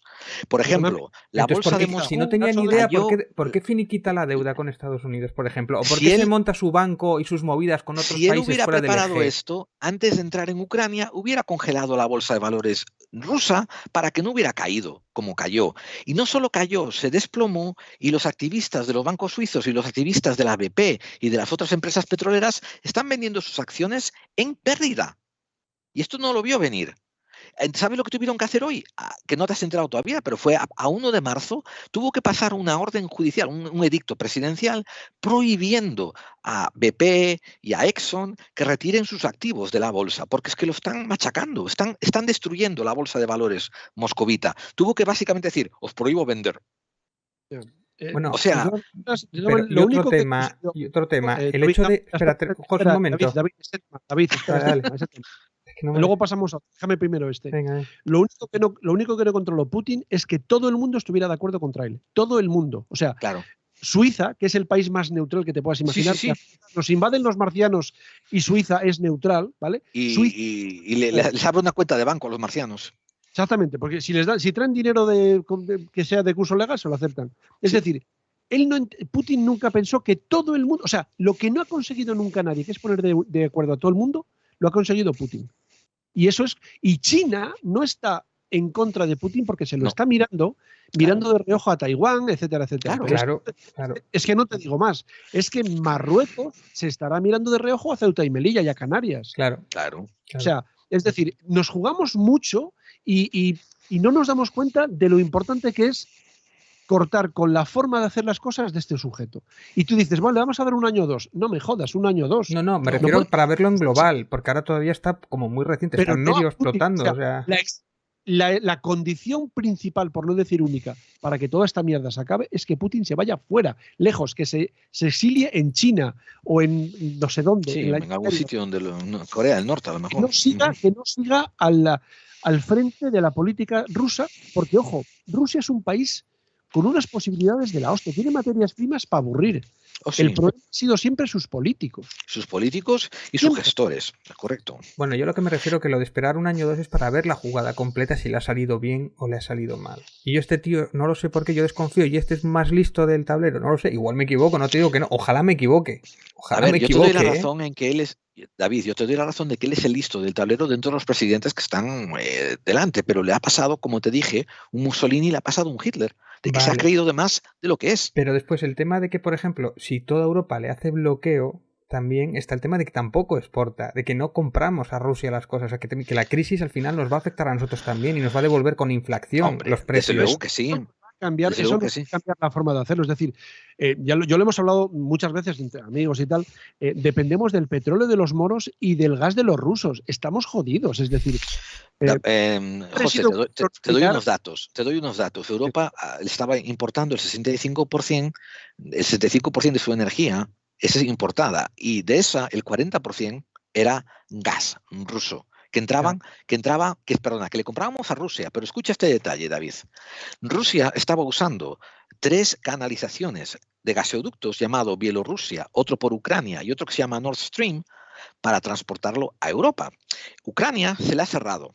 Bielorrusia todavía le queda ahí. Y Nord Stream se le ha cerrado porque está en control de los occidentales.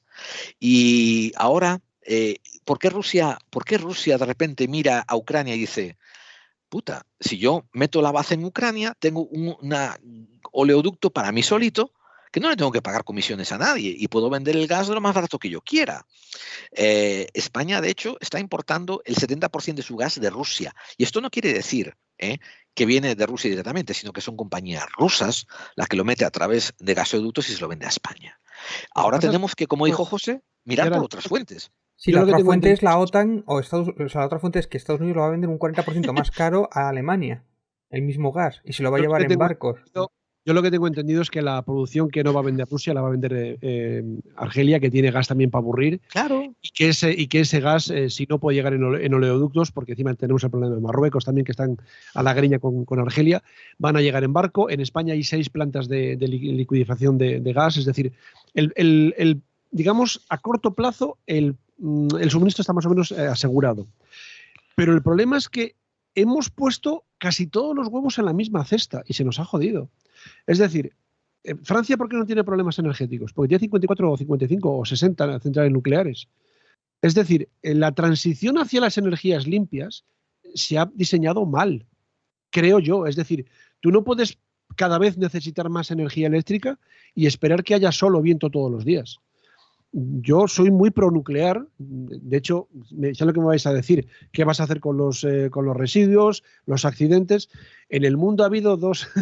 Tengo el libro aquí de Alfredo García, de Operador Nuclear. A ver si lo tenemos un día, Gerald. Vale. En el mundo ha habido 2 accidentes nucleares graves, bueno, ha habido más, pero graves realmente, 2. Tienes a Fukushima y Chernobyl. Y deberíamos aprender de ellos, por ejemplo, joder, no lo pongáis al lado del mar, ponerlo. Por ejemplo, claro. Pero bueno, claro. Japón lo tiene jodido porque es todo un archipiélago. Oye, pero si queremos depender únicamente de la energía que nosotros fabricáramos, nuestra dependencia sería menor. No quiero decir no comprar gas, no comprar petróleo. Claro que sí. Yo, por ejemplo, en la casona tengo caldera de leña, caldera de gasoil, caldera eléctrica. Es decir, yo tengo varias cestas con varios huevos. Así nunca me quedo sin huevos. No sé si me explico. Te explicas bien. Eres un hombre huevón. Esto... pero es un epíteto que la peña entiende, ¿sabes? No, otra cosa, datos que también os voy a dar. España le estaba vendiendo 500 millones anuales de euros de frutas y hortalizas a Rusia, que va a perder de venderlos ahora. Le está vendiendo también vino. El vino, sobre todo el vino de malísimas marcas, que nadie vendería en un antro de mala muerte, pues eso se lo mandan a Rusia y Rusia lo compraba. Está valorado entre 200 y 300 millones de euros anuales. El turismo ruso que venía también, que se carne porcina también, te cae cerca, en León, que parece ser que exportaban mucho para Rusia. Fíjate. Pero esto todo es dentro del tablero de geopolítica. O sea, me refiero... teniendo toda una comunidad tan grande como es la mitad de Occidente que está en contra de que lo que están haciendo, pues de lo que Rusia está haciendo, entre ellos se van a repartir el resto de las necesidades y va a haber beneficiarios, va a haber subidas, desde luego, ¿no? Porque para eso se hacen estos juegos, recordar lo que decimos siempre, marea revuelta, ganancia de pescadores. Entonces, estamos jodiendo el tablero de la geopolítica, alguien va a salir ganando. Lo que pasa es que no se puede menear la barca y que mueran 50 o 100.000 personas. Es decir, ¿cuál es el coste de la guerra de Ucrania? ¿Cuántos muertos llevamos ya? Claro. Independientemente de que sean civiles o militares. A veces se piensa que los militares están ahí para que los maten. No. Todo el mundo tiene derecho a la vida, ¿vale? Es decir, no es que es un policía y le han pegado un tiro. Bueno, era su trabajo los cojones. El trabajo de un militar no es morir en el campo de batalla. No. El trabajo de un militar es defender su país, etcétera, etcétera. Oye, yo quería preguntaros... Hablo de muertes por un lado y por el otro. Es decir, muertes de ucranianos y muertes de soldados rusos que no tienen una puta mierda de ganas de pegarse con sus hermanos. Esto es algo muy importante que tenemos que matizar tú y yo, José y David, que es el hecho de que se ha encontrado a mi pie de calle una gran desidia por parte de las tropas rusas de estar donde están. Quiero decir, a la primera de cambio abandonan tanques, abandonan piezas de artillería, se largan, se reúnen con sus centros de avituallamiento y dicen esto no funciona, esto no va. Los ucranianos, echándole un par, se pasean delante de los militares y les dicen cosas como que ¿por qué estáis aquí? Iros para casa, dejar de joder, con lo bien que estáis con vuestra familia. ¿Viste la imagen el otro día de una señora mayor, igual tenía 60 años, pero parecía tener 200, Sí, diciéndole a unos soldados rusos, meteros semillas en los bolsillos. sí. Y así, cuando os matemos, crecerán plantas alrededor de vuestros cadáveres. Y les me regalaba semillas. Yo esa paisana la pongo ya misma de, no sé, de ministra de algo, de embajadora de algo. Pero, o sea, esta gente es... José, si nosotros compartimos también otro vídeo donde se veía a un conductor que se encontró con una isla de tanques que estaban detenidos, tanques rusos, y el conductor ucraniano le pregunta, hey, ¿qué pasa? ¿Estáis perdidos? Y le contestó el piloto del tanque, le dice, no, nos quedamos sin gasolina. Y tenían una hilera de tanques que habían como 5 o 6 a lo largo de la autopista. Y le dice el conductor ruso, bueno, si queréis os busco una grúa para que os remolque de vuelta a Moscú. Y el tractor ese de los gitanos el otro día que se llevaron un tanque. Que yo quería preguntaros una cosa. Ahora se ha censurado, entre otras cosas, la salida de la televisión de Russia Today y de muchos medios rusos fuera de Rusia, censurando toda la versión de Rusia. ¿Yo qué os parece eso? No, me parece un poco tremendo, ¿no? Porque, por ejemplo, cuando Estados Unidos invadió, yo qué sé, Irak, por ejemplo, no se censuró la Fox en el resto del mundo, ni se le sancionó económicamente. ¿Tú escuchas habitualmente Russia Today? ¿Lo escuchas habitualmente? No, pero bueno, siempre es como que, por lo menos, yo quiero escuchar las dos partes y censurar una parte, yo lo pongo a debate, Yo nunca escucho... Vale. A ver, yo nunca escucho Russia Today, pero antes de la invasión de Ucrania, los 5 o 6 días antes, me resultó curioso escuchar cómo los locutores de Russia Today decían, ya está el Biden, que tiene 90 años, está viejo, diciendo que va a haber una invasión, y no va a haber ninguna invasión, porque nosotros no queremos, o sea, tomándonos por gilipollas y encima con sorna. Pero no es lo mismo, ¿vale? Que no nos tomaron por gilipollas del mismo modo cuando dijeron que no había armas de destrucción masiva en Irak. Exactamente lo mismo. Y se criticó muchísimo y se sigue criticando. Pero no se les censuró, no se quitó de la emisión del resto del mundo, por ejemplo, ni si se la sancionó echándole del banco. David, ¿tú crees con el corazón en la mano que Rusia no censuró a la CNN? No lo sé, pero yo digo de Europa. O sea, yo hablo de Europa o el resto del mundo. Vamos a ver, Europa participó en la guerra de Irak. ¿O no te acuerdas de la foto de las Azores? Sí, hombre, mi padre estuvo llevando los aviones, claro. O sea que... No nos podemos censurar a nosotros mismos. Es decir, todos los gobiernos, todos los poderes tienen prensa a su favor. Y el enemigo, sea este el que sea, trata de evitar la propaganda. Claro que sí, es claro, lógico. pero esa es hay un mecanismo hay que decirlo con el nombre que es muy importante. Por ejemplo, en Estados Unidos tenéis el Centro de Operaciones Militares que le dan permiso a los periodistas para que se les unan o no. Entonces ellos asumen que el periodista no es afín a su ideología, no le dan permiso y no vienen y nunca se emite. Mientras que Russia Today yo la veo muy directamente involucrada con la gobernanza de Moscú, tanto sea Putin como sea quien sea, y si les da la gana, apagan el grifo de noticias y ya está. O sea, pero hay diferentes formas de manipulación mediática. Yo lo que uso las noticias son para contrastar. Yo agarro a Russia Today y miro cómo critica a Estados Unidos y escucho la CNN para mirar cómo critica a Rusia. Pero no puedes y me interesa a mí con encontrar el balance entre las dos. Ahora con la de Rusia no lo puedes hacer porque está censurada. Lo que yo me refiero que yo he oído en los medios diciendo, claro, porque Russia Today es fake news y hay que combatir las fake news. Y yo, joder, pues como lo era la Fox en su momento o como eran todos los medios americanos cuando invadió Irak, era fake news. Y la Fox en Rusia estaba censurada. Y en Corea del Norte y en China. Pero que lo pongamos con su nombre, que era censura. Es que aquí se evita la palabra censura en los medios de aquí. ¿No os dais cuenta que en lo que va del siglo, desde hace 20 o 25 años, la censura ha vuelto otra vez? Es decir, sí. Yo no recuerdo en España una censura como la que hay ahora. No la recuerdo. Es decir, esto es una fake news. Bueno, pero porque lo digas tú. No, esto es una fake news. No, pero, por ejemplo, el presidente del gobierno de España llega, te suelta su rollo y no le puedes hacer preguntas. ¿Dónde se ha visto que un periodista no puede hacer preguntas? No, bueno, este periodista que es de los míos sí puede hacer preguntas, pero este otro no. Joder, la censura ha vuelto. Es que el problema está, como lo hemos hablado ya David y yo, José, es que han secuestrado a la prensa. Perdón, no la han secuestrado, la han mercantilizado completamente. Y entonces, ¿y quién tiene las riendas de la mercantilización? Por lo general los gobiernos, por H o por B, por diferentes maneras. Tanto sea por permisos como con permitirles expansión y difusión. O sea que, una vez más, os recuerdo que yo no opino que hay que apagar la tele y dejar de oírla. Yo creo que hay que tenerla, escuchar a la CNN y escuchar a Russia Today para entender por dónde van los tiros. Quiero decir, entender por cómo nos están mintiendo. No creernos lo que nos dicen, sino nosotros ejercer nuestro sentido crítico sobre lo que nos están diciendo ellos. Y sobre todo tener criterio, es decir, cuando nos decía el Tito Bush, nos decía armas de destrucción masiva, nosotros nos mirábamos y decíamos, ¿pero qué estás diciendo, socio? Si Irak tiene armas de destrucción masiva, se las habrás vendido tú, cabrón. Es decir, teníamos criterio.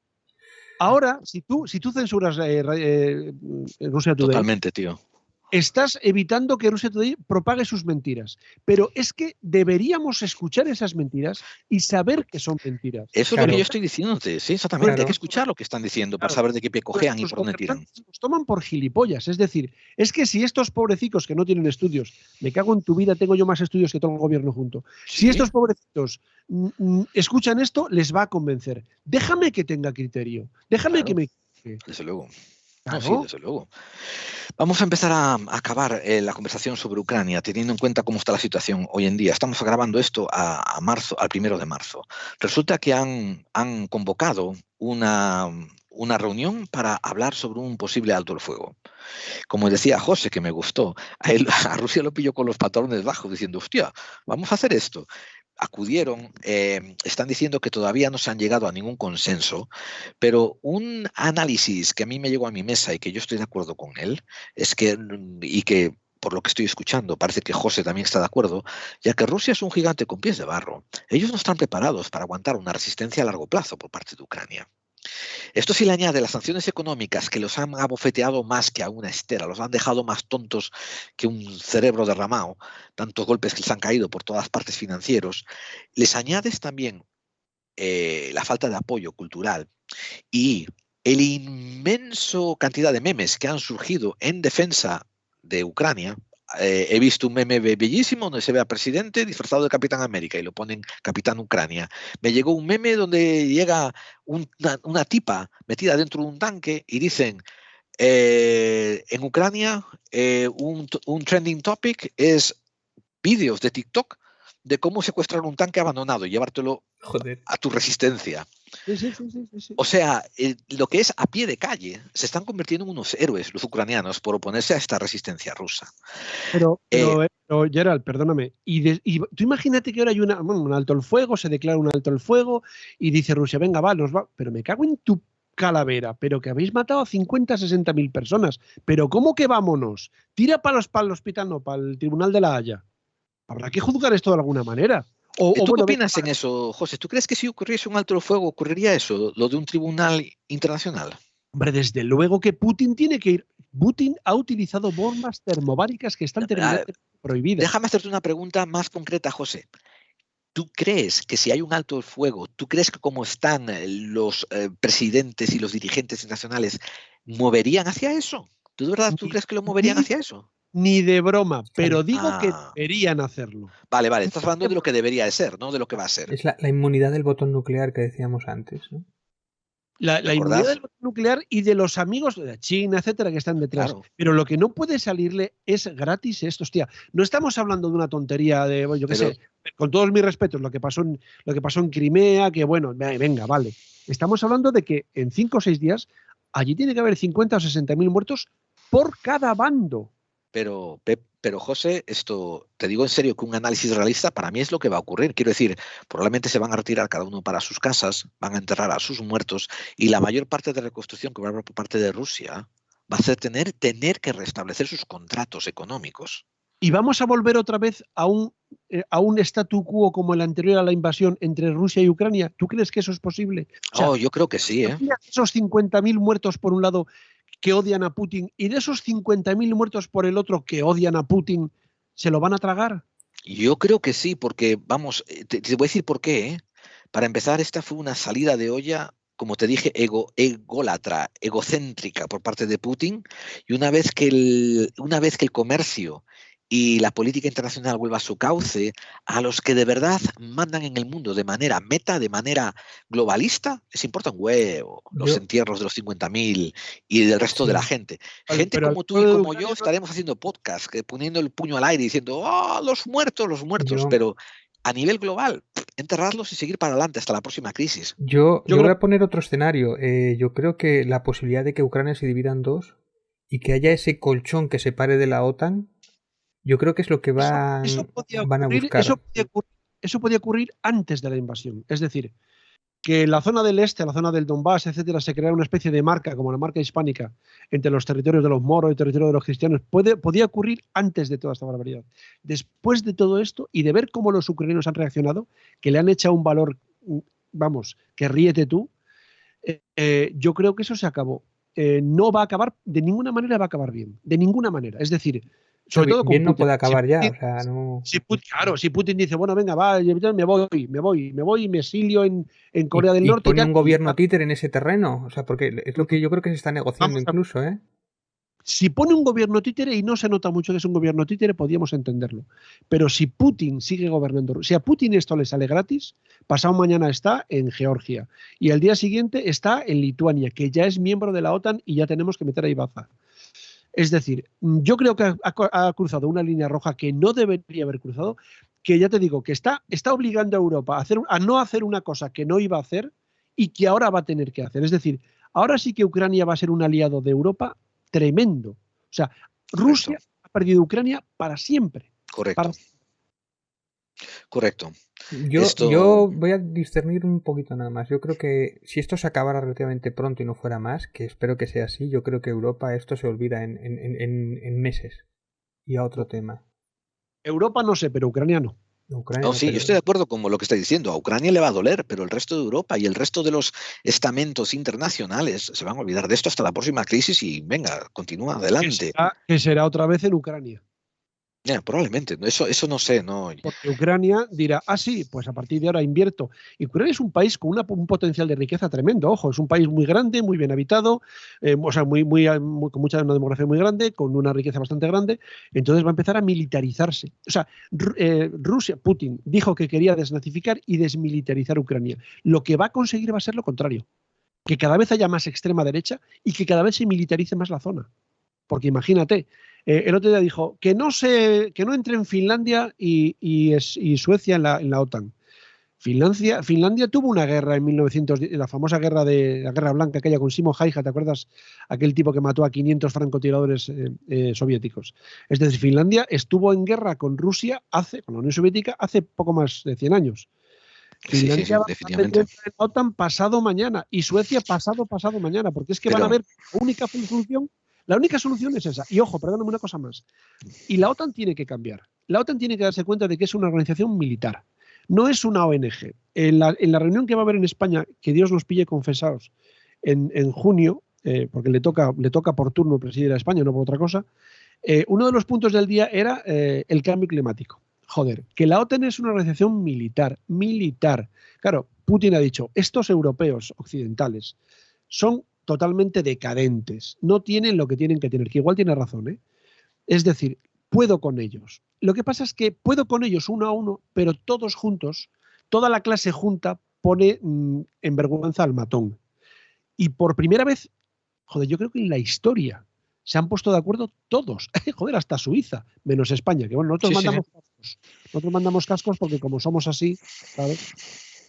Yo lo que temo es que toda Europa empiece a armarse y todos tengan ganas de Bresca y esto aumente y escale. No es que tenga ganas de Gresca, es decir, Alemania se va a militarizar, o sea, va a rearmar como no ha hecho nunca desde la Segunda Guerra Mundial. Puede que España también, lo cual porque España se hablaba... bien porque España es exportador de armas, es decir, de armamento. Hay varias empresas españolas dedicadas a hacer sí, porque quería aumentar el presupuesto de armamento, se insinuaba aquí en España. Un 2% del PIB, que son 100.000. ¿Tú crees que España va a hacer eso? Yo creo que no, pero bueno, hace no muchos años decía Pedro Sánchez que en España lo que sobraba era el Ministerio de Defensa. Un visionario el tío, ¿sabes? Bueno, lo que pasa es que cuando en un momento dado en que Europa esté militarizada, igual aparece un pirado en Alemania mismo que utiliza todo eso para volver. Es decir, se acabó el buenismo, se acabó el buen rollo. ¿Vale? O sea, ahora, si vis pacem parabellum, pero de verdad. Vamos a armarnos, pero de verdad. Eso, bueno. José, eso yo te entiendo tu idea, pero no creo que vaya a ocurrir mucho por un detalle, de que esto, lo que ha ocurrido en Ucrania del susto de entrar Rusia, ha sido muy beneficioso desde un punto de vista económico porque ha dado la oportunidad a mover todo el tablero y a mover las fichas. y que nuevos jugadores se posicionen mejor y saquen más ganancia. Y en fin, es lo de siempre que he estado hablando desde que este programa es programa, ¿no? Que hacemos crisis para sacar beneficio, removemos el mar para que ganen los pescadores. No creo que les convenga. Yo creo que vosotros dos estáis hablando, ¿no? Desde un punto de vista éticamente aceptable, que es, ¿qué vamos a hacer para asegurarnos que esto no vuelva a ocurrir? Que eso estaría muy bien. O que no exploten las bombas, básicamente, que no empiecen las bombas nucleares. Pero los que ponen las piezas del tablero y los que ponen las reglas del juego, no les conviene que esta amenaza se vaya. Eso sí, que haya diferente tipo de amenazas, que se mueva de lugar geográficamente, que se juegue de manera distinta. Sí, que salimos de una y entramos en otra. Desde luego. Amigos, llevamos 2 horas hablando, creo que hemos dilucidado muchísimas cosas, hemos dado muchos puntos de información y voy a decir otro detalle. José, has estado brillante. Una vez más, gracias. Yo en serio, yo he aprendido un montón de puntos contigo y he hecho muchas relaciones que no tenía anteriormente. ¿Cuándo me llega? ¿El cheque por todo esto cuándo me llega? Lo siento. No, es que el cheque va por Ucrania y después pasa por Moscú. Claro, es que está el bloqueo ruso. En rublos te va a pagar. En rublos, si es en rublos, te tengo que dar dinero yo a ti al final. Buen gas. Déjate de rollos, me vas a pagar en cachopos dentro de unos meses. Cuando vaya. Ahí está. Qué bien, qué bien. Te vamos a mandar una foto a ti, Gerald, comiéndonos un cachopo, uno por cada lado, como, ahí está. Como los perros de Sí, Qué malvados sois. Eso no lo haría ni Putin, caramba. Hay una caricatura de Hitler ya mayor y vestido con el uniforme de las SS acariciando a un niño Putin, ¿verdad? Como diciendo, qué bien lo estás haciendo. A ver, el sentido del humor no hay que perderlo, ¿me entiendes? Sí, claro. Una puta mierda de gracia tiene todo esto, ¿sabes? O sea, que en el siglo XXI, en 2021, que tenemos que estar ya conquistando Júpiter, que andemos repitiendo. ¿Os dais cuenta? El programa que hicimos hablando de el parecido entre los años 20 del siglo XX. Es que es lo mismo, sí. Que son calcados. O sea, también hay un pirado que sube al poder y tal. Son clavados. Claro. Como acabemos igual de mar, yo ya no quiero vivir más porque ya el siglo XXII ya sé cómo va a ser. ¿Sabes? Ya sé cómo va a ser. Va a haber una epidemia, va a haber una crisis, se va a salir de la crisis por medio de una guerra, no sé. Le recordamos a ti, José, y a toda la audiencia que llegados a finales de este mes comenzaremos a abrir la 7ª temporada de Clave 45 y que te vamos a traer a ti como nuestra estrella principal, invitada, y te vamos a echar la alfombra roja para un montón de tópicos. No estamos calentando todavía. Si sobrevivimos, si no hay una guerra nuclear o algo así, pues sí. Si seguimos vivos... el internet. Bueno, yo estoy contando de si se nos va la internet, pues agarraremos con los palomos mutantes y les pondremos nuestro programa. Fíjate, es una tontería, una tontería que se me ocurre para acabar. Con el tema de la pandemia, cuando empezó a haber problemas con la pandemia, cuando empezó a decir qué tal, yo hice acopio de víveres y tengo allí en la casona, tengo un armario enorme del siglo XVIII, una cosa preciosa, llena de víveres. Y los voy renovando cada poco porque es que cada vez hay más motivos para bunkerizar la casona. Es una cosa así de piedra, muros de 1 metro de ancho. Sí. Al final voy a acabar viviendo ahí como el loco este de la película Reds, el John Malkovich, que vivía en un coche que por debajo era un búnker enorme y el coche solo era la puerta. Bueno, pues yo lo mismo.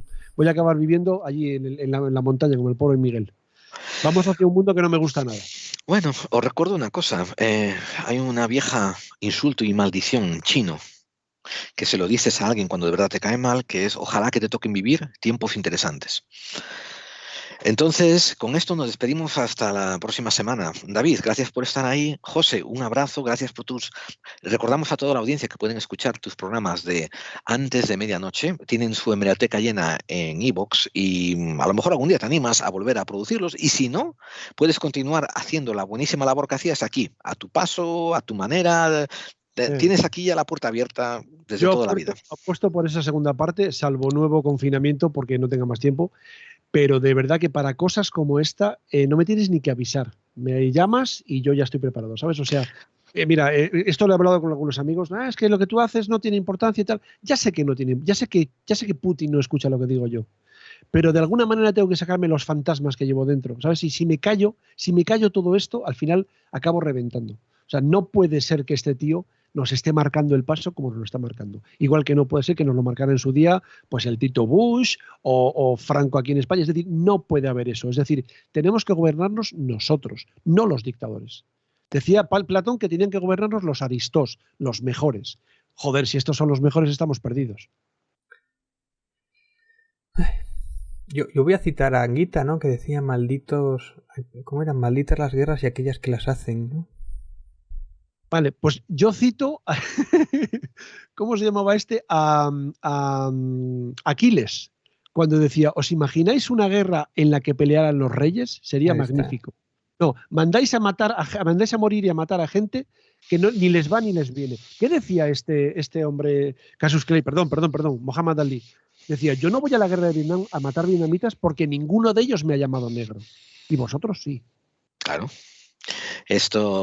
Con estas reflexiones hacemos un llamado a la paz. Recordamos una cosa más, de que digan lo que digan, Putin ha sido el agresor y Rusia ha sido el agresor siguiendo las órdenes de Putin en este contexto. Hay un montón de apologistas que yo desde aquí simplemente digo que comen mierda y que la escupen después por los labios porque están llenos de bilis, y hay que llamar a las cosas por su nombre cuando ocurren. A mí me han acusado millones de veces, ¿no?, de decir que soy demasiado de izquierdas, algunos me han dicho que soy de derechas y tal. Y yo digo que no, que yo digo que soy de donde las cosas malas ocurren, les apunto con el dedo, y cuando ocurren más en un lado que en el otro, apunto más para un lado que para el otro, pero hay que apuntar para todos. Y en este caso es lo que hemos intentado hacer. Hemos dado un poco de historia del personaje, hemos dado un poco el contexto social donde está ocurriendo y hemos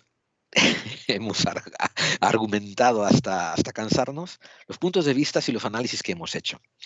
Esperemos que les sirva a la audiencia y que nos dejen sus comentarios. Hasta pronto, amigos. Hasta otra.